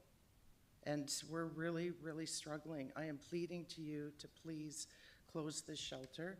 It is not helping the clients that are there. Yesterday, there was 12 people all comatose on the sidewalk. Every time I go by there, there's near misses. I go there, when I'm there, every 5 minutes, there's cars screeching. There's near misses almost every single minute. So I really just say it's not something that we can manage for another 8 months. We're not going to make it to our 40th year, and nor will the other businesses in the area. So thank you so much for hearing me out. If you could but wrap up. Please help us. Thank you. Before I go to Councilor Perino, I'm going to ask a question.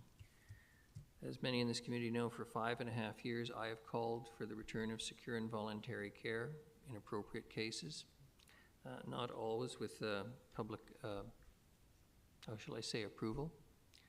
Do you support the concept of increased secure and voluntary care for the severe cases that are populating our streets across this province? I take that nod as a yes. Absolutely, and I know you're one of David Eby's loyal foot soldiers, and if you can't influence them, who can? Yeah, that's right. Thank you. Councilor Perino? Thank you, Your Worship, and I won't keep you. You did a great job. Thank you so much for being here. You live directly across the street off of Nickel, right? Is that correct? 12 apartments and 2 commercial storefronts. So across, I know where you are. I just wanted to. Directly across in the old Tony the Taylor building. It's a historic building, and one that we would like to see populated. So, it's kind of ironic that we've got 12 low-income, affordable rental units that will be going offline if we can't survive because of what is happening there. And I do hope you go with your neighbors to speak with our MLA. I think your voice is very compelling. Your story is compelling, so thank you. I've been writing letters, and Good. It seems to be falling on deaf ears. So No. here I am today. Thank you so much. Thank you. Thank you. So, Council, the motion, the separately addressed consent item is set out in the agenda. Ms. Gurry, we don't have to call for a vote per se, but we can debate because it's already on the table. Is that correct? Yes? That's correct, Your Worship. Councilor Armstrong? Thank you. A question through staff, please. We've heard a lot of concerns addressed about the lack of mitigation, et cetera. Do we have to do an 8-month, or can this go like a month to month where they show that they're making these constant improvements? Then if they're not happening, then it can be closed. Is that a possibility, or does it have to be an extension right till March? Ms. Wood?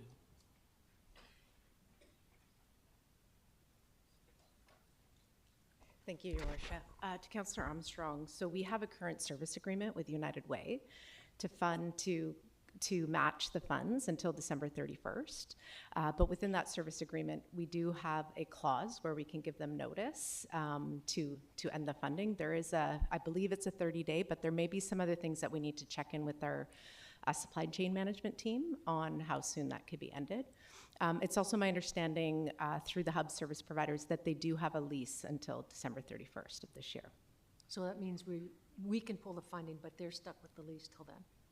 Is that correct, or are we stuck till December 31st? I think that would be a question that maybe staff would have to return, just to make sure that we are following our commitments in the service agreement. We do have a clause to give them notification, but there are stipulations that we have to follow. Thank you. I'm just gonna say, like, since our last meeting, I've done a little bit more research, listened to everything, and now I find myself in the position where I just can't, I can't extend. I think that it's having too big an impact on youth, kids, you know, police, everybody. I don't think extending it's gonna help. I think it's gonna actually make matters worse. And, you know, we see the people that don't have a lot of supported places don't have half the issues. The more you build, the more you're gonna get, as I've said numerous times. And I just think that this neighborhood has tried so hard, and they really are inundated with stuff. And I think it's time that we start thinking about the taxpayers that's paying for this in the community that is really having to pay the price for this. So for me, now, I'm just, based on everything and my latest thoughts, are I will not be supporting extension. Thank you. Thank you. Councillor Gesselbrock, then Councillor Eastmere. Thanks, Mayor, through you to staff. I'm just curious, with currently the nighttime services, is it providing shelter bed spaces currently, like throughout the summer? And what percentage of the total shelter bed numbers is it providing in terms of like the other shelters that are around, just roughly? So through your worship to Councillor Gesselbrock, right now they're providing 20 shelter beds, and they have confirmed funding from BC Housing, I believe until September 30th, but there is discussion about at least carrying it through the winter with the winter shelter services. So we would lose those 20 beds. However, they could ultimately hold the lease separately because it is two separate services technically. So they're receiving separate funding. Great. No, I just think in terms of like, you know, this location, it has its challenges and it's causing disruption. It's very clear about that. And I'm just trying to think of ways like, I'm not prepared to change course from our last committee decision. I mean, I think it's worth reflecting on, and I think opportunities can arise. We might change direction, but I'm just wondering, how critical are those shelter spaces at the moment? And say if we didn't have the nighttime services, would that maybe provide opportunity to kind of like break sort of the flow of folks up there for a bit? And then, you know, when it's critical to have that shelter space as it gets colder out, to resume that. I'm curious if that could, you know, mitigate a bit of the concentration, especially over the summer months where people are a lot more active, and this is usually when we start to get, you know, the most calls of disruption in communities because of the summertime. Through your worship, it's a really good question. I mean, first of all, it's my understanding that BC Housing came to the table to support the hub because of the Heart and Hearth programming and using it as a triage site. So that may be a challenge depending if we shift things, but definitely could be explored. The other thing is that they actually increased hours because we found that we were having more security issues when we had large gaps. So it is a potential that if you just had the daytime and not the nighttime, then you have no staff on site at all. And we don't have the city resources during the evening as well. So there's like all those things that could play out, but it would have to be, the predictability of that would be challenging to be able to know for sure. Great, thank you. Thank you, Councillor Eastmere, and then Councillor Pruno. Thank you. Through you to staff, what role is the hub currently playing as far as getting people on the list for the modular housing hearth sites that were supposed to be open? We were promised by BC Housing back in the fall, and most of them still are empty. So how is that going? Yeah, good question through your worship. I did mention this last week as well. So we have an encampment response plan that's part of our HEART. So that's the homeless encampment and outreach team that kind of supports the HEART temporary sites.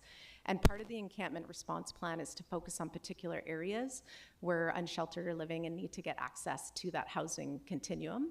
And the hub and that downtown area is central to that encampment response plan. It doesn't mean it can't change, but it is a major part of that ERP, as well as looking at Bowen Park as well as part of that. And so that 170 are folks who are ready. They've, you know, filled out the supportive housing application. They've had their vulnerable assessment tool assessed, which is a big feat in itself because a lot of these folks aren't connected to services and so wouldn't be kind of in that chute for that. So it is an access point.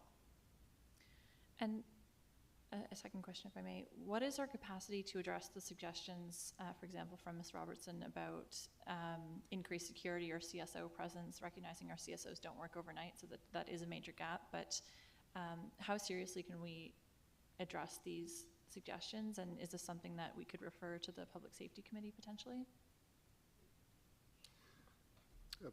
Through your worship, as you're aware, council approved 6 new CSO positions. We had 2 retirements in the spring, so that left us 8 positions. We filled 4 of them, which started last week, so we're just going through the training. So our capacity is increasing. We still have to hire another 4. Our intention is when we get all those positions filled that we'll increase our hours till 1:30 in the morning. They're currently working till 11 p.m. and some evenings if we don't have full staffing even earlier. So we can't expect staffing will increase, but I would expect probably it'll be fall, September before we get all those assets in place. And as far as bringing this information back to the Public Safety Committee to review the recommendations, as far as mitigation strategies in the meantime, is that something that we could do? The committee is available to take any direction that council wishes, so that's certainly an option if council wishes to exercise it. Thank you. Thank you. Councillor Perino. Thank you, Your Worship, and a question through you to Ms. Wood. Ms. Woods, if we were to vote this down tonight, how long would the hub be open? What would be their finish date if we were to say no further subsidizing? Through your worship, if you mean to the end of this service agreement, Yes.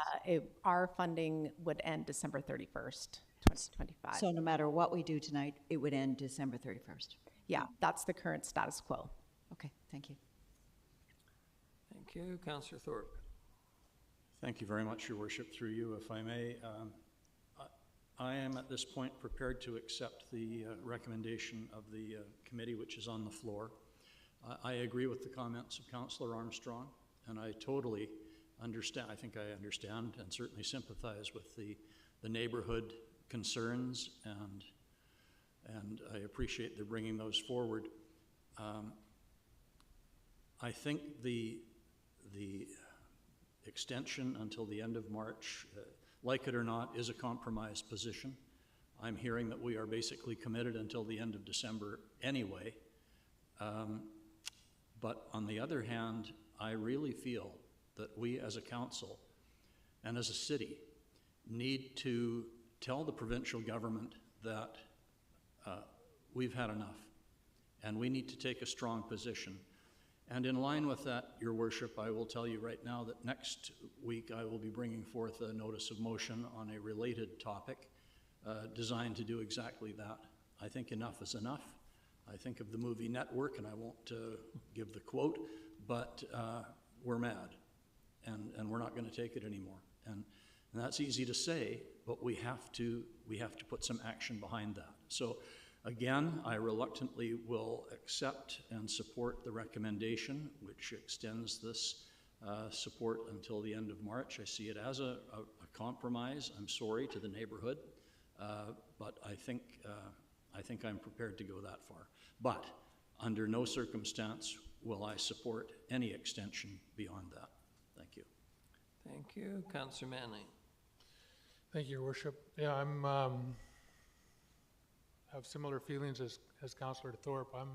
I'm quite fed up with this situation. I've lived half a block from Bowen Park for 24 years, and it's settled down now, but it's been a miserable situation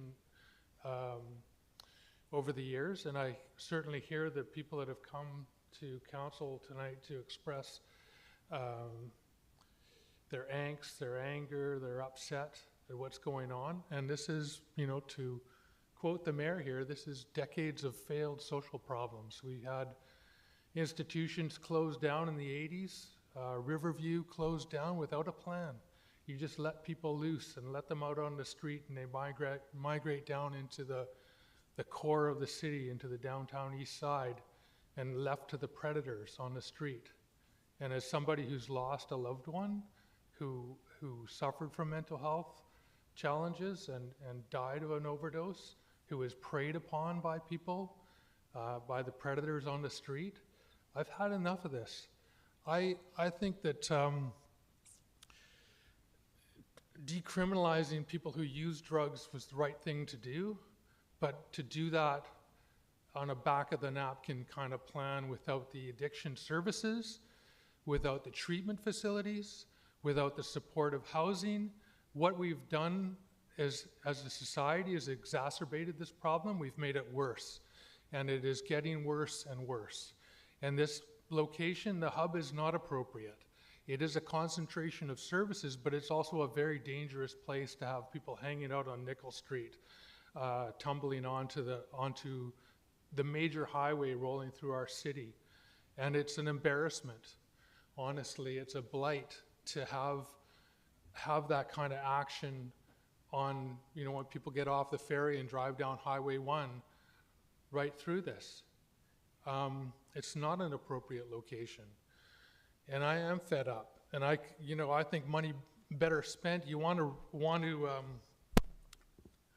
I'm quite upset that the provincial government didn't come to the table with money when we asked them to help us set these things up and to disperse these kind of services in our community, that they rejected that they expect that we should be doing this on property taxes for the citizens of Nanaimo.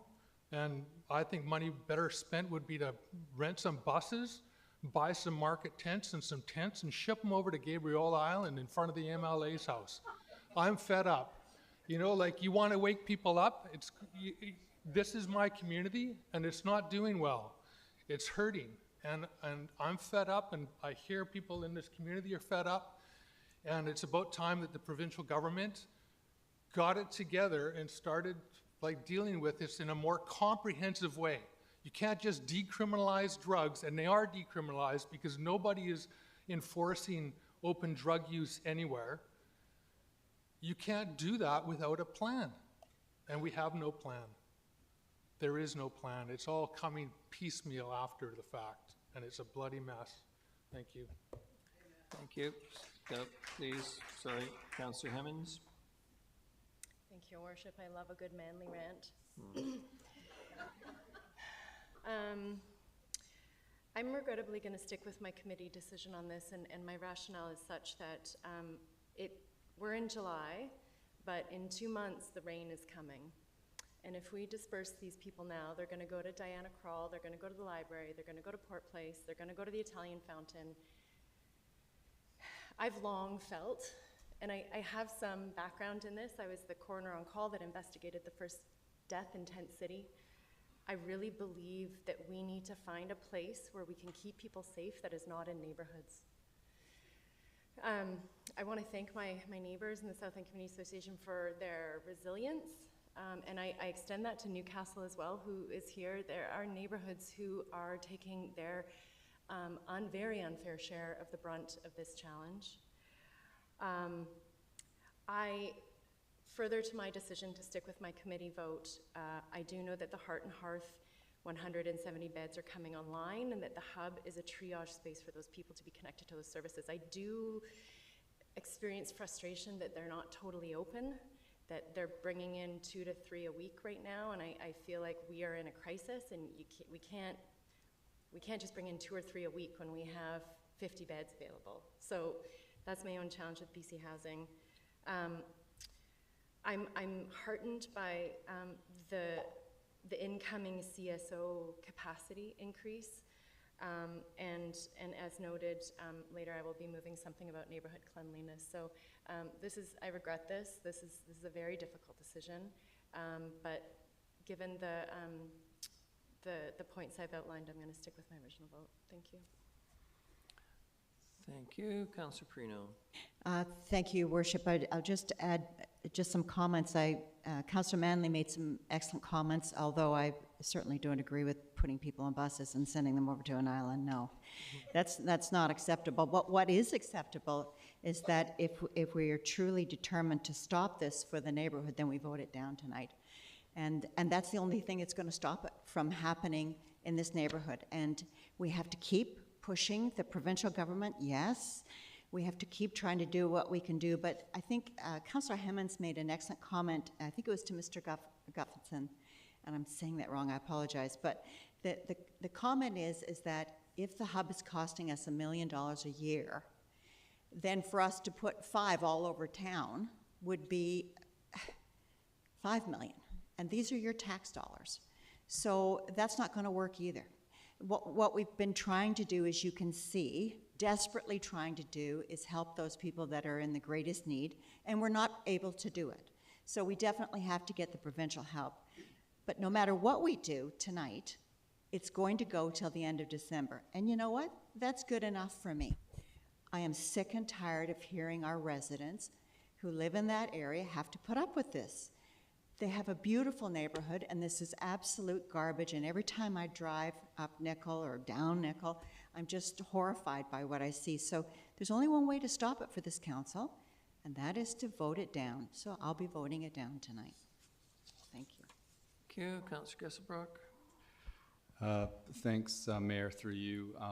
I'll be supporting the recommendation. This is an interim. March 31st is the end of the hub in that current location.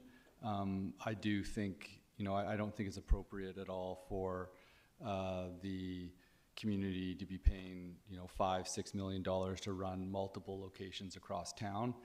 I do think it's appropriate for the provincial government to be supporting that type of intervention and investment, and I do think it's very appropriate for the city to work with all of our partners and the province to actually put together a comprehensive plan of how we're going to address 600 people that are homeless in town, and the social disorder that it costs communities, because it is not right that folks are left out on the streets to cope with this incredibly large set of challenges and the disruption that it costs, and we are still in a void of having a comprehensive approach for our community that we can direct investment, and that should be coming from the provincial government. But we need to all work together to figure out what that's going to look like, because at this point in time, we don't have that vision, and it's going to be difficult to find a way out of it without it. Thank you. Thank you. I'll be brief. You'd have to have the heart of stone not to be moved by what you've heard tonight. But I am also conscious of the reality. If this is shut down, you will simply disperse this problem a little further out. Maybe it's a block or two one way or t'other. Maybe it's back to Port Place, as Councillor Hemmons has said, or down to the fountain or wherever. But the folks who are on the street, being who they are and the condition that they are not going to disappear because we close the hub. God knows I wish we weren't in this position. I haven't called for secure and voluntary care out of some sense of cruelty. I remind everybody, as I say every time, these are people's children, they are their spouses, they are their nieces, their nephews. And some neighborhoods in this community have suffered a great deal more than many others, and I'm conscious of that. It was hard enough for this location to be found.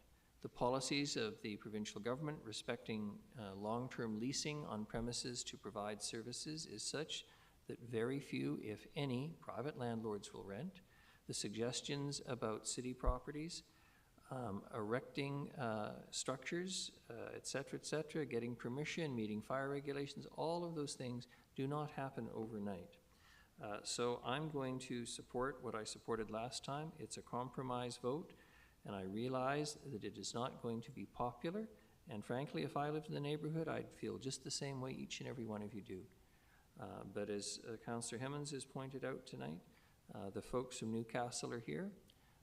They've been suffering their own form of hell for a very long time, a result of shutting down Tent City, which I was surprised. Ms. McGarrigle, I think you said it seemed better with a tent city. I appreciate that may have been your position, and I'm not being sarcastic when I say it, but that was not a position shared by the vast majority of people in this community. So it's not going to get any better by not passing this motion tonight. So I'm going to support it. And Councillor Eastmer, it looks like you may be the last speaker. Thank you. Yeah, I just want. It's on. Thank you. Thank you. I just want to thank the neighbors who came out tonight to share their perspective on what it's been like to share space with the drop-in hub. And I really strongly believe in the importance of having a hub like this to connect people with the supports that they need in order to do the housing assessments, to get them into the hearth spaces that are opening. And I share the frustration that it's taken so long to open these hearth sites, and I know that we are getting there. And I will be supporting the continuation of the hub as we decided at Finance Committee, but with the expectation that we will take seriously the recommendations, the demands from the neighbors, and that includes increased CSO presence, increased support from our clean teams, and I'd also like to see more support from park staff to make Nob Hill Park playable and enjoyable. And I think that we should be referring these recommendations to the Public Safety Committee, and we may need to better resource these things in order to make the next 8 months livable for community members. And I know that none of us were happy with this location, and we will continue to work with the province. And I know that we are all really frustrated, but we also need to continue to have good working, respectful relationships with the province so that they take us seriously when we say that is enough. And it's not just that we're shutting the door on new investments to Nanaimo, but we need it done in a mindful way with an actual strategy and with the pillars of support that are promised, and we don't just let them get away with making announcements and never following through on the pieces that we actually need to be successful in supporting our community. Thank you. Thank you. The motion's on the floor. All those in favor? Councillors Eastmere, Gesselbrock, Hemmens, Mayor Krog, Councillor Thorpe, Councillor Manley. Those opposed? Councillors Armstrong and Perino. The motion carries. Thank you very much. Ms. Gurry, we were scheduled to break at 9, but I see the next item, it's just the 2 delegations to unrelated agenda items, so we can carry on, I trust, and then perhaps break, or do we need a vote? We want to break now, sorry, okay. All right, we'll take a 10-minute break now.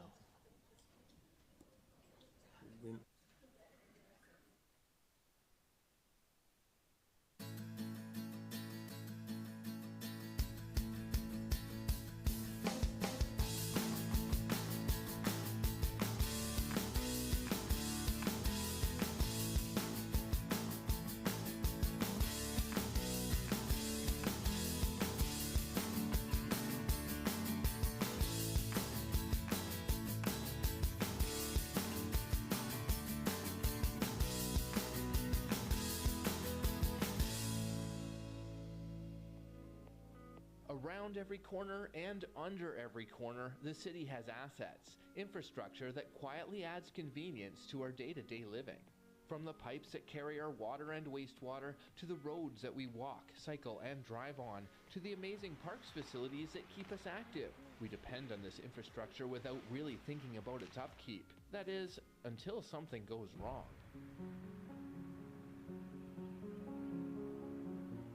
In April 2020, the water main that runs beneath Bowen Road broke and burst in a big way. I don't think there's anything we depend upon in this community more than our water supply. We have dams, we have a reservoir, we have a water treatment plant, we have big water trunk mains and distribution mains, fire hydrants, and all kinds of other pieces of infrastructure totaling $1.5 billion that all bring water to our 100,000 residents. We have to be really careful to plan and make sure that that system is robust and resilient so that nobody's ever without water. The water main on Bowen Road was quickly repaired, and recognizing that the entire water main was at risk, a plan was quickly moved forward to replace it with the Midtown water supply, a new seismically safe water main built for future growth and expected to last for nearly a century. A parallel and backup water main has also been installed and can be used whenever the main line needs repairs. When we plan to replace our assets, our underground infrastructure, our facilities, all of those sorts of things, we want to make sure we're future-proof as possible. We're really looking out for the long-term best interest of the community. And so we want to make sure that the infrastructure is resilient, it's hardened, and it has sufficient capacity for growth, for unpredictable events such as earthquakes or wildfires. And we want to make sure that we're protecting the environment as much as possible. Making smart, modern improvements and focusing on sustainability applies to all of the city's asset management planning, regardless of a project scale.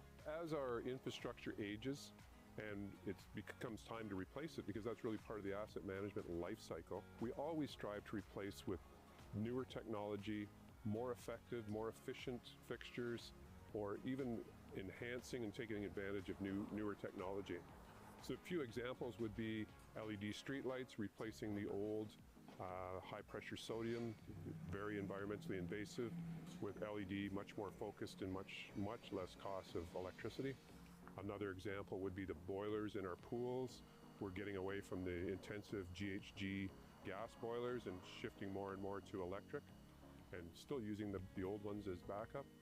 Another great example that we like to point to, it's been really relatively under the radar for the last 10 years, is at our #1 reservoir, we actually, as we fill the reservoir, generate electricity and sell that back to the grid to the tune of about $100,000 a year. Even with the city's best planning, the unpredictable can happen, such as the water main break on Bowen Road. Planning for the unexpected is one more reason why the city maintains an asset management fund. With $4.8 billion in infrastructure, planning and budgeting for the future is crucial to keep Nanaimo healthy. So a huge part of planning ahead involves determining how much money is needed to fund the replacement of assets, and the city uses long-term planning to do that. The city has 3 asset management funds that help with long-term infrastructure planning. One for water, one for sewer, and a general asset management fund.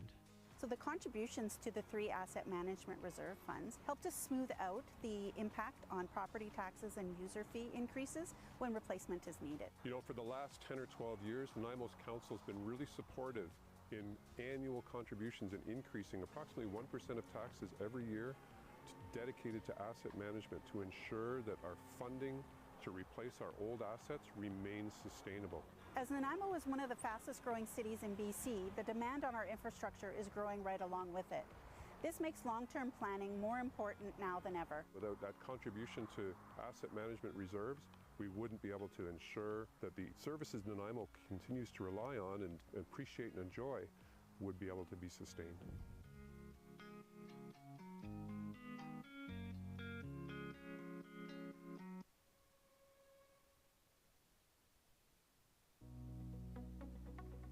Starting up a short-term rental in the city of Nanaimo?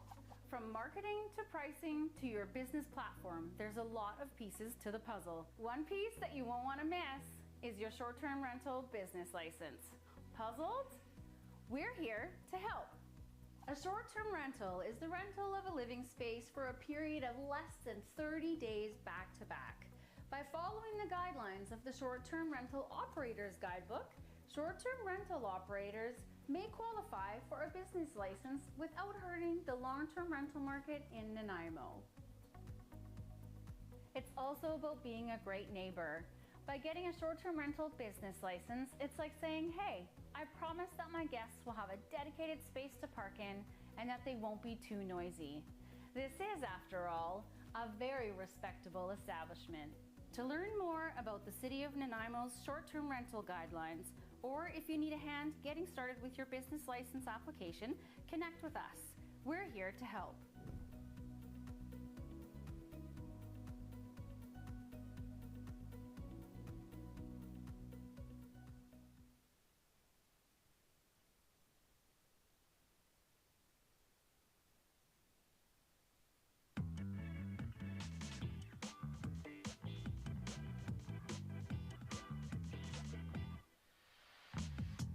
Terminal Avenue is the gateway to downtown Nanaimo, and whether you're arriving from the north or the south, it's the first impression of Nanaimo's downtown. While the first impression isn't anything to celebrate yet, positive change is underway, growing from the efforts of grassroots organizations and the vision of Nanaimo's community. A better Terminal Avenue gateway is being created. In the early coal mining days, Terminal Avenue wasn't a roadway. In fact, it wasn't even land. It was a tidal inlet and regularly filled with ocean water. Throughout the coal mining days, the inlet was a depository for coal mining tailings. As time passed, the inlet vanished and new land formed. Through the 20th century, Nanaimo continued to grow, and along with it, the city's transportation needs. The corridor of new land became Terminal Avenue and a part of the Trans-Canada Highway, routing travelers through the heart of Nanaimo's downtown. Over time, more and more people came, more cars filled the streets, and we ended up with the highway-oriented Terminal Avenue that we see today.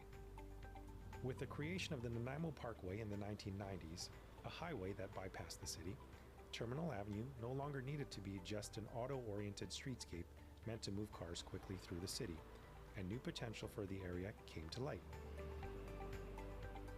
In 2016, the Downtown Nanaimo Business Improvement Association, together with the city and the Ministry of Transportation, undertook Terminal Nickel Reimagined, a process that invited the community to help create a toolbox of ideas to improve the streetscape.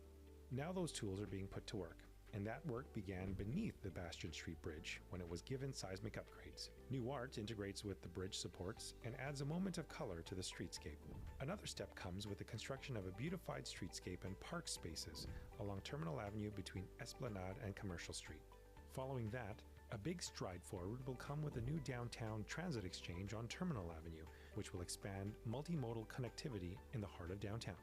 And we're poised for a giant leap when Terminal Avenue streetscape upgrades are extended through downtown all the way to Stewart Avenue. Back in 2015, residents were asked to share their greatest fear for the future of Terminal Avenue. That fear?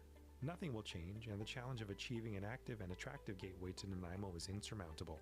Those fears were heard, and the challenge accepted. Today we're reimagining Terminal Avenue as a walkable, green, and beautiful downtown street.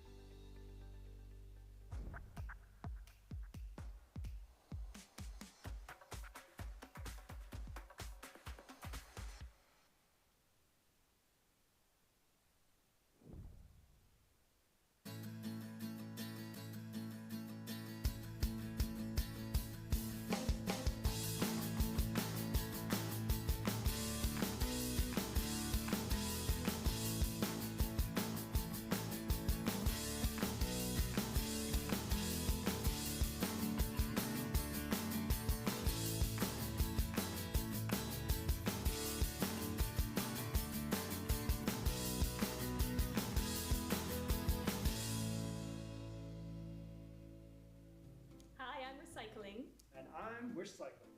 Wish, I have to say, I'm really loving your t-shirt. Well, I do love recycling. Stop it, you're gonna make me blush. Absolutely. Wait, no, not you recycling. I heart recycling. I like you, but I love the act of recycling. I put everything in the blue cart. I don't know if you understand the blue cart completely. Have you ever heard of contamination? Oh yeah, that's when your Brussels sprouts touch your mashed potatoes. No, that's brumotactylophobia. You lost me. Recycling contamination happens when things that can't be recycled end up in your blue cart. Oh, like Brussels sprouts. No, I'm talking about recyclables, like packing foam or glass or soft plastics. Things that can't be sorted at the depot. If these things is the Central Van Cortlandt Multicultural Society to present the findings of the Through the Eyes of Our Community Nanaimo Needs Assessment Report on Inclusion. And we have Michaela Torres, Executive Director, Angelica Velcar, Director of Client Services, and Sarah Haynes, Community Development and Engagement Lead, Central Van Cortlandt Multicultural Society. Where do we just get you, Ms. Torres? Good evening. Thank you for having me. I am Sarah Haynes, as your worship mentioned, the Community Development and Engagement Team Lead. Both Angelica and Mika send their regrets they couldn't make it tonight. I have a copy of the report here for all of the council members. I know several of you have a soft copy, but I have a hard copy here for everyone. If you could just carry on then. I would just like to share with you the research that we conducted last fall. If you could just move to the third slide, I'll just jump into, since I only have 5 minutes. So back in September, we engaged in community-based research on the services and resources available for newcomers in the community. For those of you that aren't aware of what the Multicultural Society does, we serve newcomers to the community, everything from government-assisted refugees to international students, essentially everyone who is not Canadian-born or here as visiting a relative, for instance, could be a client of ours. Last year, we served almost 2,000 unique clients, and despite what the cuts that the federal government is making to immigration, the number of newcomers to our community continues to increase. So we engaged in a lengthy research project that involved talking to 14 different service providers, everything from RCMP to SD68 to Loaves and Fishes, essentially organizations within the community that interact with newcomers. We conducted focus groups with our clients. These are clients who are relatively new to Nanaimo, so here probably less than a year. We spoke with international students at VIU, and then we sent out surveys into the community and had a fairly good turnout. We had surveys for service providers. We sent surveys to cultural and religious organizations who traditionally often unofficially serve newcomers. There was a survey that went out to the community, and so this was a survey directed towards residents who have lived in Nanaimo for more than 5 years, and then a survey directed towards newcomers, so those who have been in Nanaimo for less than 5 years. And that survey was translated into seven different languages, and all of them were promoted heavily in the community. The objectives of the research were to highlight, of course, the gaps in services and resources, but also to underscore the things that we're doing really well in the community, and we are doing things really well. The research shows that the vast majority of newcomers in Nanaimo find the city to be very welcoming to them, and that's great to hear. There are, however, some challenges and barriers that they're facing, and so I'll provide you a few key takeaways on the next slide. So what we learned in talking with service providers in their interviews and speaking with clients and looking at the survey data was there are barriers, particularly around language. That's not surprising, but what is surprising is when we hear that language is a barrier when it shouldn't be, when service providers have access to interpretation services but are at such a high capacity that they just don't have the time to, say, pick up the phone and dial that interpretation service. Another thing that was highlighted in the research is the need for cultural competency training and culturally informed training on both sides, that newcomers need additional education about Canadian cultures and norms, and then service providers also need education about the cultures they're coming into contact with. RCMP simply isn't getting that. SD68 isn't getting that as well, for instance. A couple of other things worth noting. There is a need for community organizations like CVIMS and other nonprofits in the community to partner better with the city, to partner better with SD68 on ways to enhance services for newcomers. There are gaps in what we're able to offer, and some of those are quite fixable. Additionally, I'd like to highlight that while the majority of newcomers did indicate that they felt welcome and included in the city, that 23% did indicate experiences of discrimination or racism while out in the community, and another 16% preferred not to say. And so we can look at that as probably 39% of experienced racism or discrimination. Good. Wrap up. Thank you. Are there questions for the delegation? Let me just on behalf of council say thank you to you and thank you for the report. If you can please. The work of the Central Vancouver Multicultural Society is much appreciated. I continuously brag to people that I meet with what a much richer, more diverse, and welcoming community this was when I was going to college here back in 1971. Please don't do the math for those of you who can still calculate in your head. Appreciate the time tonight. Thank you very much. Mr. Southward is moved on to next week, and we have Karen Kwika, Newcastle Community Association, RE 250 Terminal Avenue, and request for advocacy regarding BC Housing's mandate. Good evening. You know the drill. Welcome. Nice to see you. Thanks you, Mayor and Council. I'm Karen Kwika, President of the Newcastle Community Association, and I'm here with a request to align the redevelopment of 250 Terminal with the 2021 Council motion to support clean and sober supportive housing, emphasizing seniors and individuals in recovery. In 2021, Nanaimo City Council passed a motion 8-1 directing staff to cap supportive housing buildings at 25 units, explore drug and alcohol-free dry housing models, and encourage transitional and recovery-based housing. Despite this, BC Housing's development permit at 250 Terminal has 56 units, 60% above the cap. New provincial legislation allows development permit approval by city staff without a vote from council, but council still has power and influence through its policy leadership, staff direction, and public advocacy. And this matters because Newcastle is one of Nanaimo's most demographically vulnerable neighborhoods, concentrated with low-income seniors.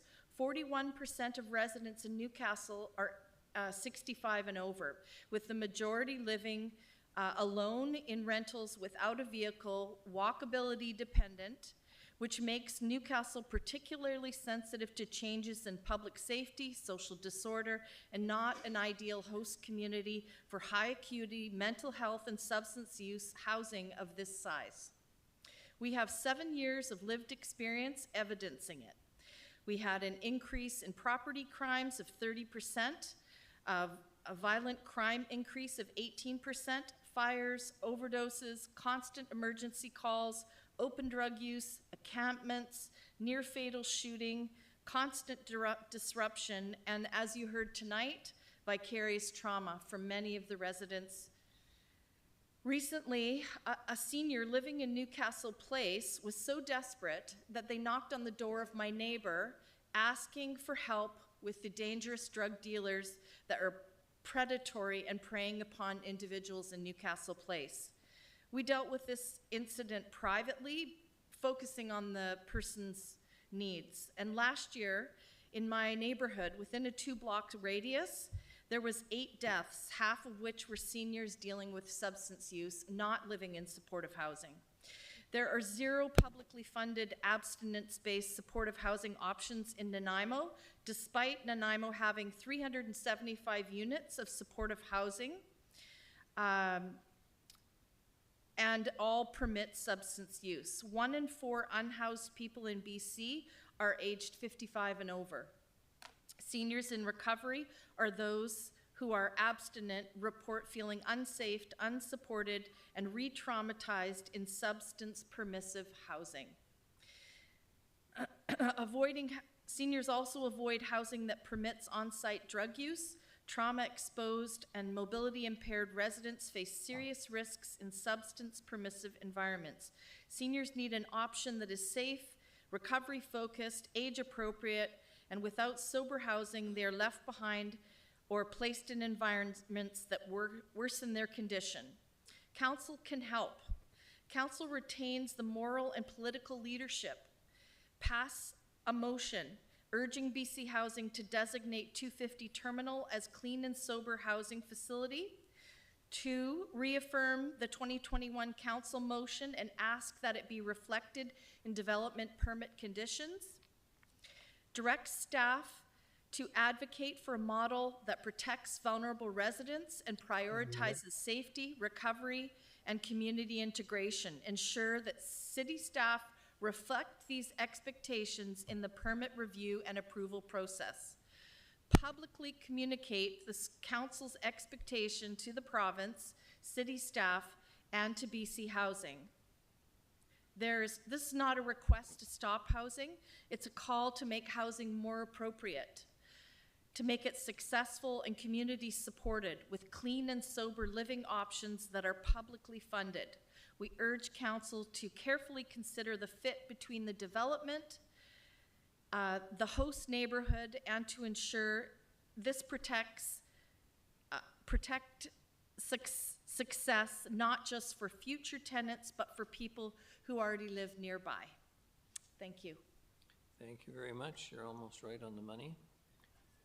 That's the sad thing, I hate to say it, and I'm not being funny when I say it, of having to appear so often to speak to these issues. Councillor Armstrong. Thank you very much. You talked about our cap that we'd requested, and that was for wet housing.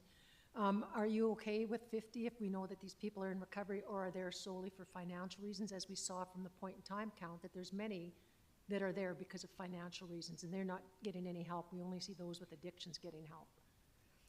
Sorry, can I clarify your question? The number, are you concerned about the number if it was 50, if it's people that are in recovery, or are there just for solely financial reasons? Well, when BC Housing at this point in their policy is funding supportive housing units, they're not abstinence-based. So yeah, I know that, but my question to you is if we can say, you know, we will support this, but we want it to be 50 people that are clean and sober, or those that are there for financial. Do you have a problem with that number? The community association supports dry housing of those numbers. That's fine, thanks. Yep. Thank you. No further questions? Appreciate the presentation tonight. Thanks. All right, we're on to reports, and what was 12I is now going to be the first to be heard. And that is Mr. Holm. You're going to introduce proposed telecommunications facility 2517 Jingle Pot Road. Yeah, thank you. Thank you, Your Worship. Just really briefly, I understand there's a delegation as well.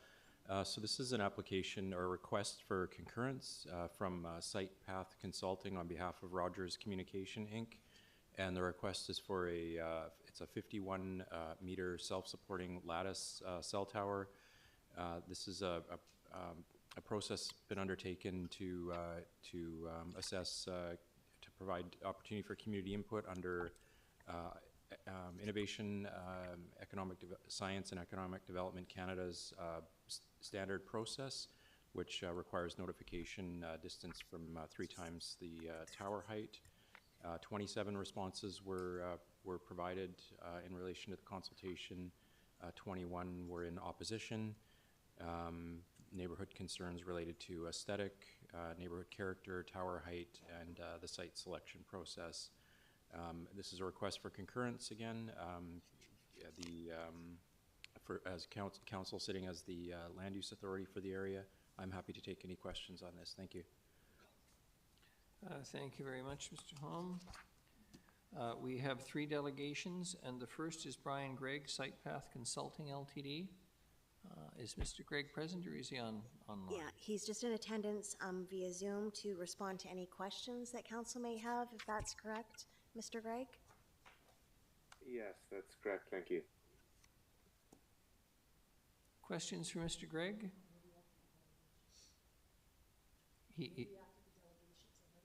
Well, I tell you what, we'll go through the other 2 delegations then, and then we'll treat Mr. Gregg as the last delegation. Is that acceptable to council? All right. We'll go to Ali Wall then.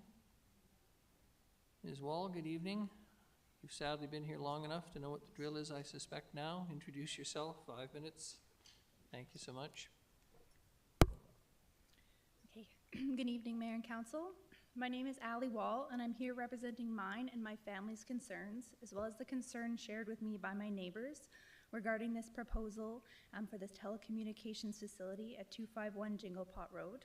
This includes health and safety impacts, the purported need for increased coverage of the area, as well as impacts to the natural aesthetic and integrity of the neighborhood. The staff report to council indicates that there's a lack of siting protocols for these types of facilities in Nanaimo, and so we are respectfully asking council to not concur with this proposal and consider implementing their own siting protocols. To begin, I brought a few visuals to help support and provide context for my presentation. So for reference, this image shows the lot and location of the proposed tower, and my property is the one bordering it to the left. So as such, I will be directly impacted by this installation. One of the main concerns myself and neighbors share with this proposal is the proximity of the proposed tower to nearby residences. This image with distances measured on Google Earth here shows that several homes, including mine, will be well within 150 meters of this tower. In addition, my family currently have an application in to build a carriage home for my elderly father at the back of our property, and this house will be within 50 meters of the tower. Rogers cites Health Canada Safety Code 6 in regards to the safe EMF levels emitted from cell tower antennas.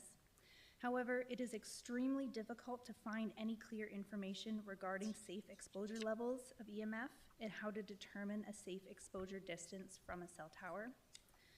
There will be 10 antennas on this tower, and it is likely that other wireless service providers will install additional antennas onto the tower once it is built.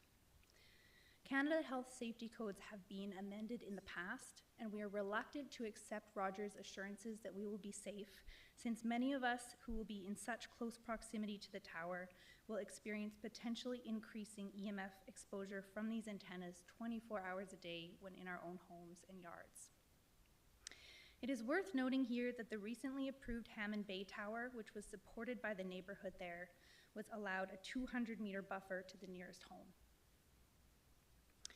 The area of Jinglepot Westwood that we live in is a small band of unique zoning called AR2, or Urban Reserve.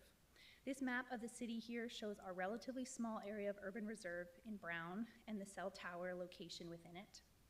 Nanaimo's official community plan recently confirmed the continuation of this area zoning for the next up to 20 years. This means that no subdivision of properties less than 1 hectare can occur here. The proposed tower will be located within the Urban Reserve, and Rogers has indicated it will service a small 5-kilometer radius of the Urban Reserve and Westwood Lake Green Space. This compels us to ask why this area is a priority for increased service when minimal future development will be permitted to occur here for up to the next 20 years. To further illustrate this point, the coverage maps provided by Rogers show only a few small bands of expanded coverage expected by the new facility, most of which will be within the Urban Reserve. And we assert that this is a minimal improvement for the significant intrusion that this project will pose on our health, enjoyment of our homes and properties, and our local community. This image here on the right is the visual simulation of the tower, which was provided by Rogers, and on the left is a photo that I took last week of the same location looking west from the corner of Holmes and Ashley Road. Rogers' proposal includes a permit to remove 30 mature trees on this property that are circled in red here in the corner where the tower is proposed. And the removal of these trees, we assert, runs counter to Rogers' assertion that the facility will be shielded from view. This photo shows the same stand of trees from a different vantage point on my property. And removing 30 trees here would make it impossible for adequate screening of the tower, and even if some of these trees were left standing, they are deciduous and would not provide any screening during much of the year when they lose their leaves. In addition, it is clear how incredibly close this facility would be to the future location of my family's carriage home.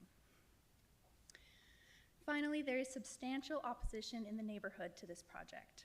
Of the responses that Rogers received, 21 out of 27, or 78, were in opposition to the tower being installed here. Additionally, myself and a group of concerned neighbors circulated a petition against this installation, and at the time of submitting this presentation on Friday, we had 43 signatures from local area residents, and we continue to receive new signatures. Based on this neighborhood opposition stemming from the concerns I outlined above, we respectfully ask Council to seek non-concurrence with this proposal and consider implementing their own tower siting protocols to address the concerns of consultation and oversight on this and future cell tower proposals. Thank you very much for your time and consideration of this matter. Thank you very much. Any questions for the delegation? I'm not seeing any. Thank you. The next delegation is Catherine Hagan. Ms. Hagan, good evening. You've been here long enough to know the drill too. Yes. Good evening, Mr. Mayor and members of council. My name is Catherine Hagan. I'm directly across the street from the proposed site. The proposed cell tower installation will be less than 150 meters from my property, and I adopt Ms. Wall's submissions. When reviewing the application by Rogers, some questions arise. To our knowledge, improved service is not requested by the neighbors. What evidence does the staff provide council to support the need for enhanced service in this area? There is a broad statement in the report that wireless service will be improved. There is on Rogers' website a suggestion that 5G service is available to Nanaimo already. Rogers provided diagrams and photos in support of the application. Ms. Wall identified why we are of the view some are misleading regarding the tower shown among trees when many will be removed. The facility will not only include a 51-meter tower, but a 225 square meter compound surrounding it. 225 square meters is equal to over 2,400 square feet, which is the size of a large home. As well, there's a 4.4 square meter equipment shelter. In addition, there is no schematic or images provided to show a simulation of the driveway, maintenance building, equipment shelter, or chain link fence that are all part of this proposed installation and are a considerable footprint inconsistent with this area. On page 2, paragraph 4 of the report, the possibility of further development is raised. It leaves open the possibility of co-location to additional providers and more antennas, perhaps those requiring lights in the future. In the staff report for decision, the recommendation is that council direct staff to provide a letter of concurrence. We are asking you not to adopt that recommendation. As Ms. Wall presented, the majority of emails to Rogers are opposed to the installation. And I want to emphasize that over 50% of those identified health and safety as one of their primary concerns underlying their opposition. Yet the staff report does not mention this expressed concern of those consulted, not as a disadvantage in the options section, nor in the summary of the report. In our opinion, this is a significant oversight and a concern that needs to be considered by council, particularly since the Hammond Bay cell tower, recently approved, was twice denied, citing the same concerns of the community, health, and aesthetics. Secondly, the report also states Holmes Road provides vehicle access to a single residential property. Importantly, Holmes Road is not just a dead-end gravel road. It is a popular walking corridor that connects this neighborhood with trails to Westwood Lake Park and is frequented by people from all over the city. It is a forested area home to wildlife, including owls, deer, bears, and even the occasional cougar. The staff report at page 3, under the heading Options as indicated, does not mention the impact on health as a disadvantage. We say it is of considerable concern to us and arguably a decided disadvantage. It further states there is no financial implications identified. It is unclear to us what that means. Does it mean to the city or to the homeowners in the vicinity or to both? Please consider there is good authority for the proposition that property close to a cell tower installation suffers a decline in property value. The closer you are, the more visible the tower, the steeper the decline. For homes adjacent to the proposed installation, it can be as high as 10%. For our neighbors, a drop in property values may be considerable. We do not know if the city benefits financially from the installation of the tower. The property owner who agreed to lease the property does. Further, without their agreement with Rogers, we would not be here. Finally, we ask you why this proposal is being recommended for concurrence, considering the significant impact on the area and the stated opposition and valid concerns raised by nearby residents and the community. With respect, this process feels rushed. The tower in Hammond Bay was only recently approved after a process of 11 years. This public process has taken only 6 months. The media report for Hammond Bay approval indicates that there's a 200-meter buffer, and that is not the case here. Further, the staff report indicates the city's practice to encourage co-location of infrastructure typically within existing commercial and industrial sites. Can that not be done in this case? We ask that you decline the concurrence so the legitimate concerns of the community may be addressed. And we urge you to come to the site and see for yourself. Thank you very much. Thank you. Any questions for the delegation? Not seeing any. Mr. Gregg is online. Councillor Armstrong? Yeah, I have a question for Mr. Gregg too, please. Mr. Gregg, you've heard from the two delegations here that the neighborhood hasn't asked for that. Can you comment on that, please? Sure. So that they haven't asked for the proposal? That they haven't asked for increased coverage. That is it, what's the rationale for having increased coverage there when we're not hearing from the neighborhood that it's an issue? Sure. So there's a number of ways that these proposals are driven.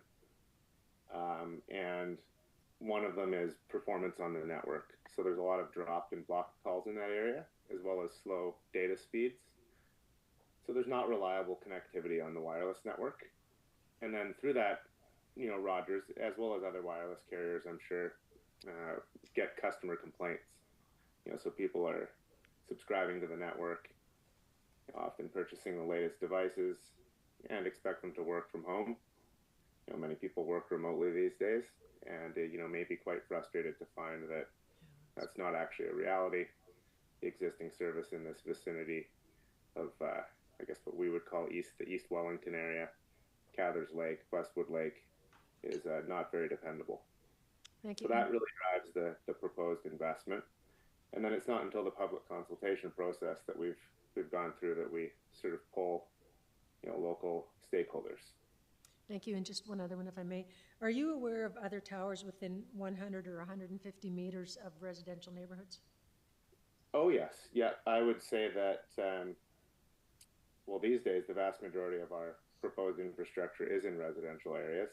You know, most of the, for lack of a better phrase, low-hanging fruit, so to speak, in our network build has already been completed. So in the commercial areas and, you know, other areas that have already received the service upgrade. So a lot of the areas that are lacking service where people are wanting it is indeed residential areas because of the rising rates of remote working and so on and so forth. And so there are many, many examples of installations, you know, directly within residential areas or even on top of the rooftops of condos and apartment buildings, the exact same antennas. So this is a very routine, common type of an installation. And I would actually say what we've tried to do here is find one of the largest lots in the area to set it back as respectfully as we can from the adjacent residences. So for example, Miss Wall, or Mrs. Hagen rather, referenced 150 meter, which is almost a 500-foot setback from her house. So for example, that's in our opinion, a fairly respectful or large setback.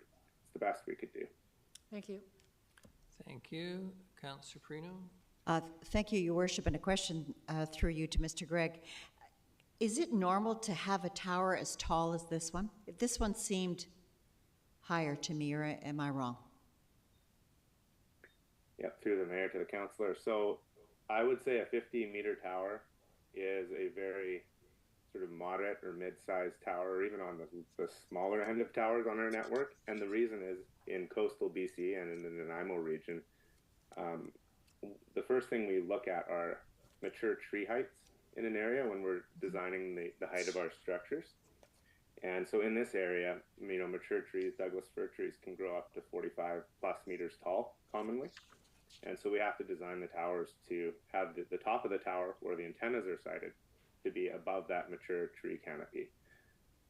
And so 50 meters is not a tall tower. It's actually often sort of the minimum height that we need to reliably service an area over what we project to be the mature tree canopy.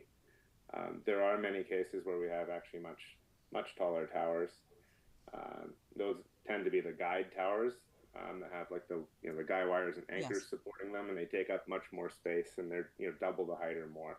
So this is a relatively smaller tower that's self-supporting, doesn't have any guy wires or anchors, takes up a lot less space, and the intent was to site it amongst some trees so that we could screen the lower half of it from view. Okay. I just, I understand in Europe they're doing much smaller, like we're talking 4 to 6 feet or, 2 meters, a meter, 2 meters in height on buildings. And that's why I was wondering why we're still doing these big. No, that's a great comment. So for context, yes, the antennas themselves are only about 2 meters tall. And if there were in this area, for example, a high-rise building or a mid-rise that we could affix the antennas to, like an existing structure, we would do that. Unfortunately, in a lot of these sort of suburban type environments, there are no higher density developments that we can affix our antennas to. And so in this case, the only way to deliver service is to build a supporting structure, a tower, and put the antennas on there. But you're right, the actual antennas that do the communicating are quite compact. Okay, and one more question, if I may, Your Worship. My understanding is this is really the beginning stage. There's still a tremendous amount of community consultation, or am I wrong? Well, so the process is largely complete in terms of we did do our newspaper notices and our mail out of consultation packages, and everybody had, well, it's a minimum of a 30-day comment period. It's actually been a lot more time has gone by since that. We kicked this off many months ago. Okay. So we've collated all of those comments, responded to everybody, and then the final step is supposed to be to request this land use concurrence decision through Mayor and Council tonight. So this would, potentially, if a decision is made, conclude the process as far as consultation goes. And that's, typically the process in most communities. Okay, thank you. You're welcome.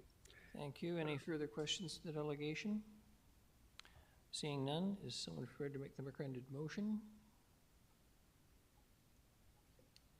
Councillor Hemmons, seconder. Councillor Armstrong. The motion is that Council direct staff to provide a letter of concurrence to Innovation Science and Economic Development Canada in response to the proposed telecommunications facility at 2517 Jingle Pot Road. Anyone wish to speak to it? Councillor Perino. Sorry, Your Worship, and I'll be brief, but, I think we all remember very clearly what happened on Hammond Bay Road, where a family was trying to call for ambulance support, wasn't able to get it because their call was dropped, and the truth is that we all use cell phones, and it's definitely the way of the future, but you need to have these towers to make them work efficiently, and when they don't work efficiently, that's when fire, police, ambulance service, those calls can be dropped, and it's dangerous.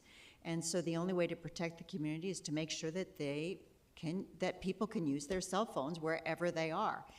It doesn't matter whether you've got a cell phone that's fast or slow. It doesn't matter. It needs to work when you need it to work, and without cell towers, it can't be worked. So it's an unfortunate situation, but it has to be. We need towers to make these cell phones work. Thank you.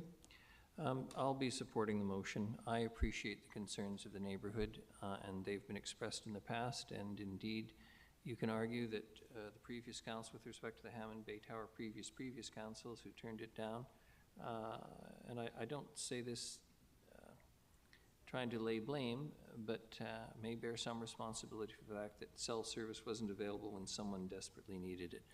I appreciate the health concerns, but candidly, I'm not moved by the health concerns related to the placement of the towers themselves. Every one of us, every day, sticks that thing, and I have 2 of them in front of me tonight, personal and city, up to our ears to receive calls. We hold them in our laps to send texts and emails, etc. It is an essential part of modern life. Much like the automobile became an essential part of the modern world and air pollution came along with it, I think we have to be realistic. The city is going to continue to grow. Yes, the urban containment boundary is outside, but lands will continue to be developed. I don't see this as a practical alternative. And even with the work of the neighborhood, there were still 6 people who wanted improved service. And as Councilor Perino has emphasized, it's around cell service, but are there all those people working from home? COVID may not be our last epidemic that forces us to work from home. So this will have long-term economic impacts potentially as well. So for what it's worth, I'm going to be supporting the motion. Councillor Gesselbrock. Thanks. I won't be in support. I'm not convinced of the need. Thank you. All right. No further discussion. All those in favor? Councillors Armstrong, Hemmens, Mayor Krogh, Councillor Thorpe, Councillor Perino. All those opposed, Councillor Eastmere, Gesselbrock, and Manley. Motion carries. Thank you very much, everyone. We are now on to 12, what was 12A, Nanaimo Builds for the Future Plan Update. Mr. Lindsay, please. Passing it to Ms. Mercer. Your Worship, we're now 3 hours into your meeting and we're just really starting on the report. So you have, not including this report, you have 10 reports left on your agenda tonight. As you know, this one was deferred from your Finance and Audit meeting, and we're really excited. And there was a number of staff that are ready to present on this topic. I just don't think in the time left we have time to do it justice. So we have about a presentation that's probably about 35 or 40 minutes in length. So my suggestion is we're going to pull this item and bring it to your Finance and Audit meeting in September, and we'll proceed on with the remaining items on the agenda. And I apologize to both the staff who have been waiting here all night and also anybody in the gallery who's also been waiting for this presentation. And you're satisfied, Mr. Lindsay, that no damage is going to occur from us abandoning Nanaimo Builds for the Future tonight? Your Worship, I think it slightly delays some steps we were hoping to take in the south end, but only by a matter of a few weeks. I think it's more important that we set aside some proper time to have the full conversation with council. All right, thank you. And Traffic and Highways Amendment Bylaw 2025, number 5000.049. Mr. Sims, Mr. Rose, good evening. Let's just move it. Thanks, Your Worship. Just briefly, this report in front of you recommends an amendment to our Traffic and Highways Bylaw, Bylaw 5000. This is further to your direction in February of this year. The amendment would actually just remove some reference that creates some ambiguity and some confusion. And it's intended to clarify policy around parking in long-term situations like monthly parking passes.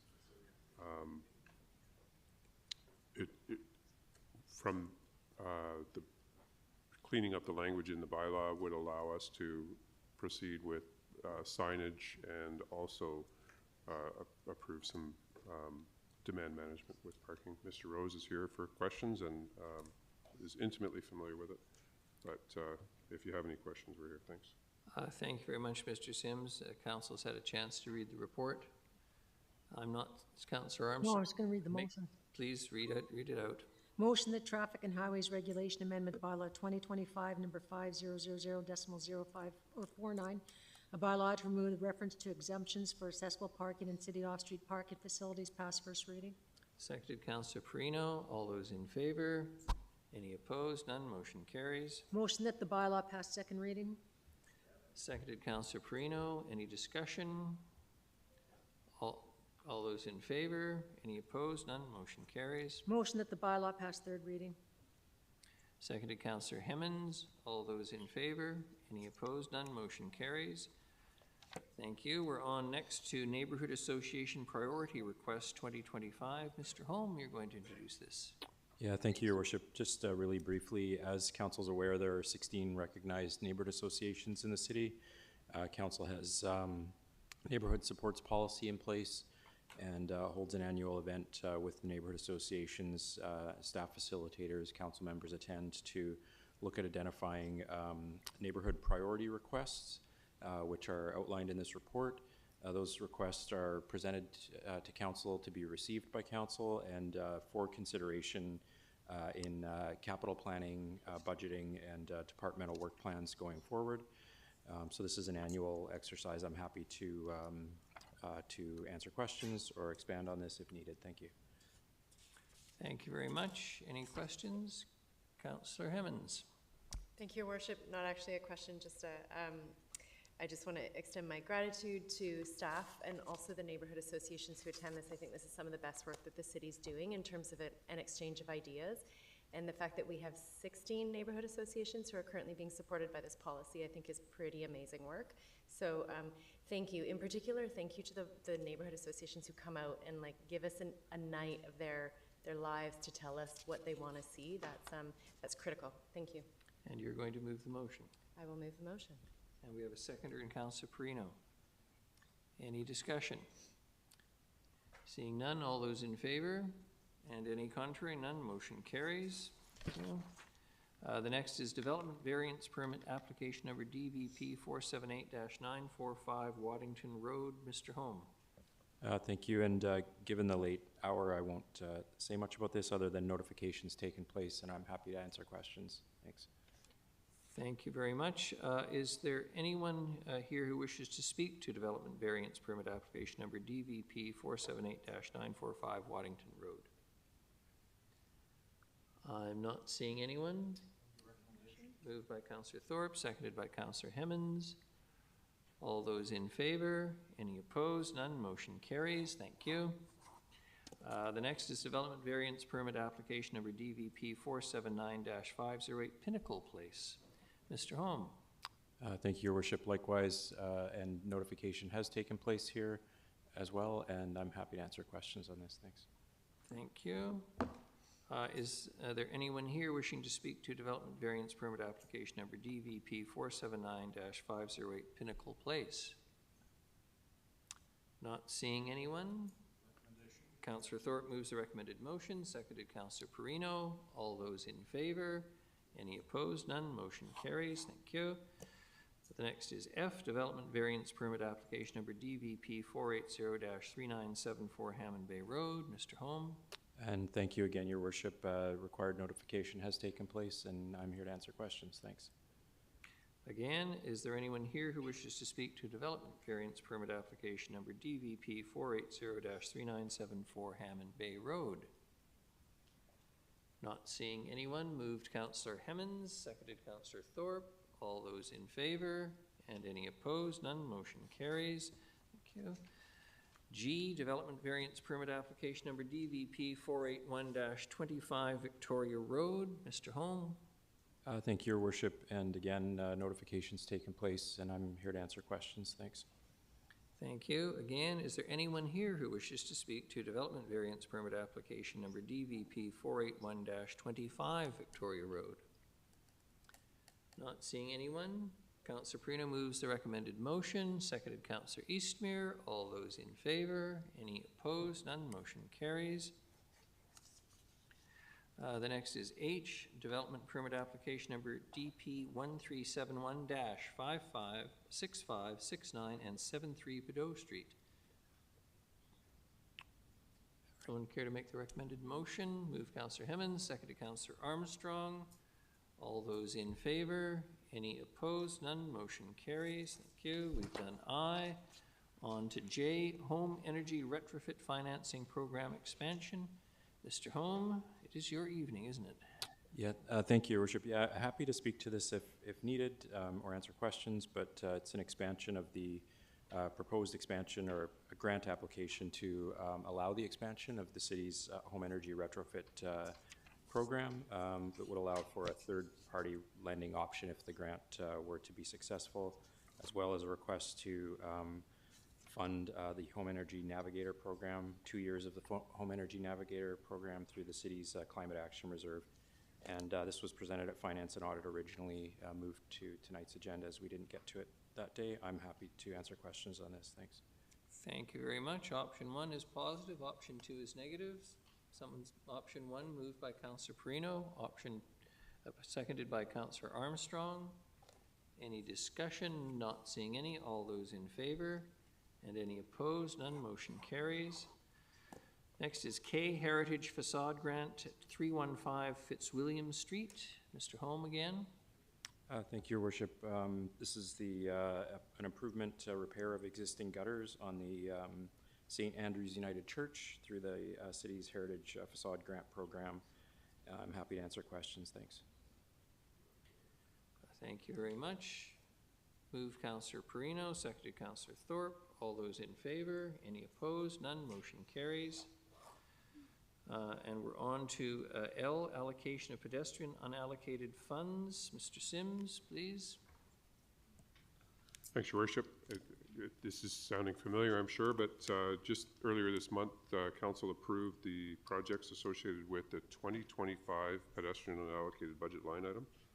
And in the interim, we had prices come in for the projects currently being constructed, which were the 2023 PED unallocated. And they've come in over budget, as noted in the report. And coincidentally, a recent subdivision near one of the projects, the town site and St. Patrick Crescent, was approved with a cash in lieu contribution for pedestrian facilities in the area, which is able to fund the overage for those 2023 projects. And so that's the recommendation in the report. It's just a matter of moving the funds around. The projects are listed of those overages. And I would say that any of the shortfalls or any excess that is left over at the end would just return to reserves. Thank you, Your Worship. Thank you very much. Move the recommendation, Councillor Armstrong, seconded Councillor Thorpe. All those in favor and any opposed, none, motion carries. Ms. Mercer, you finally get a shot this evening. Quarterly budget transfer report, please. Thank you, Your Worship. A requirement of the budget transfer policy is to disclose to Council when a transfer results in a new project over $75,000, the transfer is over $100,000, and a delay or cancellation of the project results. So this report covers both Q1 and Q2 of 2025, and there have been 4 instances in the first 6 months of 2025 where the transfers have met these requirements. Details on each is outlined in the report, and staff are here to answer any questions that you may have. Thank you very much. Everyone's had a chance to read it. Any questions for Ms. Mercer? Ms. Mercer, thank you for always. Your department, your staff, amazing. Much appreciated. We're on to bylaws. The first, 13A, zoning amendment bylaw 2024, number 4500.228. Motion that zoning amendment bylaw 2024, number 4500.228, to rezone a portion of 3425 Uplands Drive from steep slope residential R10 and low density residential R6 to medium density residential R8 with a site-specific personal care facility use be adopted. Seconded Councillor Thorpe. All those in favor? Any opposed? None. Motion carries. Motion that zoning bylaw amendment bylaw 2025, number 4500.235, bylaw to amend the landscape regulations to replace DPA 8 design guidelines be adopted. Seconded Councillor Hemmons. All those in favor? Any opposed? None. Motion carries. On to correspondence. We have correspondence dated 2025, July 8th from Janet Donald, Executive Director, Liquor and Cannabis Regulation Branch, re-invitation to the Liquor and Cannabis Regulation Branch's engagement on cannabis market controls and sales at events. Councillor Armstrong. Yeah, I just want to make sure that when we reply, if we reply, that we make sure that we reference our bylaws that would be impacted by this. I think it's important that we ensure our bylaws are recognized. Very good. Thank you. We have no notices of motion, but I do understand councillors may be giving us notice of motions that they intend to make later. Councillor Hemmons. Thank you, Your Worship. If I may, I have 2 items specifically related to delegations tonight that I'd like to put under notice of motion. The first is regarding amenities in the South End related to the hub, and for that I will notify that I'm going to move to have staff investigate and report to Council on the viability of establishing additional cleaning services for the South End, covering all sidewalks and boulevards on both sides of the street and areas adjacent to all current and future social service buildings, specifically but not limited to 702 Nickel, 355 Nickel, Esplanade by the Salvation Army, 100 block of Halburn, Victoria Road north of Selby Street, the 100 block of Finlayson, plus the 3 parks in the South End, Nob Hill, Deverell, and Knowles, until March 31st, 2026, effective as soon as possible. That's one, and the second is related to the Newcastle delegation, and that is I would like to provide notice that I'm going to ask to have the mayor write a letter to the new Minister of Housing and Municipal Affairs reiterating our strong desire to see BC Housing contemplate sober housing for those who qualify for supportive housing but are in recovery, and further that they consider this model for the upcoming project at 250 Terminal. Thank you very much. And Councillor Thorpe, you were going to give notice of the motion as well? Thank you, Your Worship. Sorry, just hang on. Thank you, Your Worship. No, it was not my intent tonight. I was just serving notice that next week I will bring notice of motion. I haven't got, excuse me, I haven't got the wording finalized. Very yet. good. Thank you. Notice before the notice. That's fine with me. Question period. Ms. Gurry, please.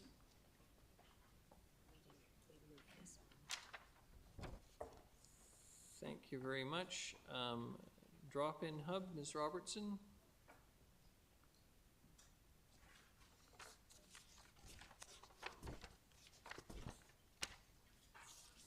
Thank you. I just wondering if any other councillors would be willing to give us a commitment similar to, I think it was Councillor Thorpe's commitment, that you would not be supporting an extension of the hub beyond March 31st. Sorry, that was a question? Yes. Is anyone willing to give that commitment? I must tell you that I'm not prepared to commit to anything without a proper debate when it's a motion in front of council accordingly.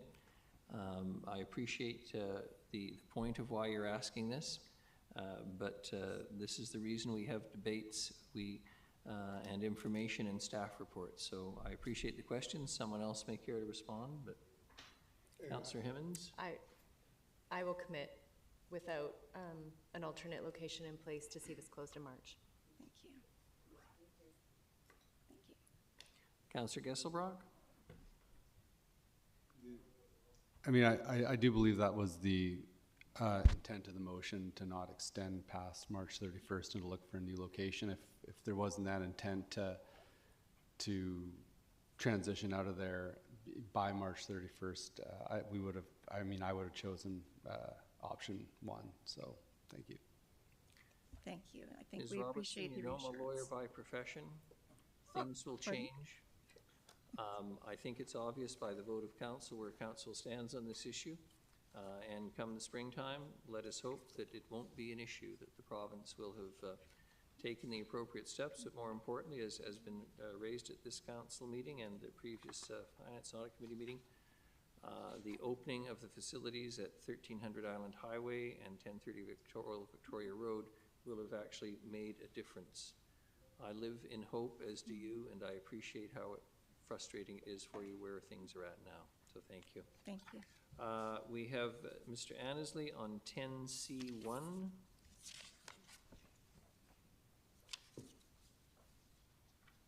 The hub again, Mr. Annesley. Thank you. First, I'd like to start by thanking Jessica for this. So I wanted to address Mr. Gustafson, who was one of your delegations and asked what the operating cost of the hub was per month, and I have it from your own documentation. It's $42,651.14 per month. Sounds about right. But you said tonight and in your documentation that this is costing $1 million a year. And if you times that by 12, that's $511,000. So where's the other $500,000 going? United Way, as you know from previous reports. Ms. Mercer, I'm correct? I believe that's our portion. It's a jointly funded thing. So United Way, federal dollars. 50-50. But it only costs $40,000 a month to run. So how is it $1 million a year That's of what funding? it costs us. That's our share. Okay. Mr. Annesley, nobody's trying to hide anything. Ms. Mercer can check it and respond to you appropriately and confirm whether I'm completely out to lunch on this and the rest of council or not. Okay, no one's trying to not answer your question. And Mr. Pluta, you're asking a question about a matter that's been set over till probably the fall, so we'll see you back then after the dry season. Thank you very much. Motion to adjourn, council, unless I'm mistaken. Moved. Moved Councillor Hemmens, seconded Councillor Thorpe. All those in favor? Any opposed? None. Motion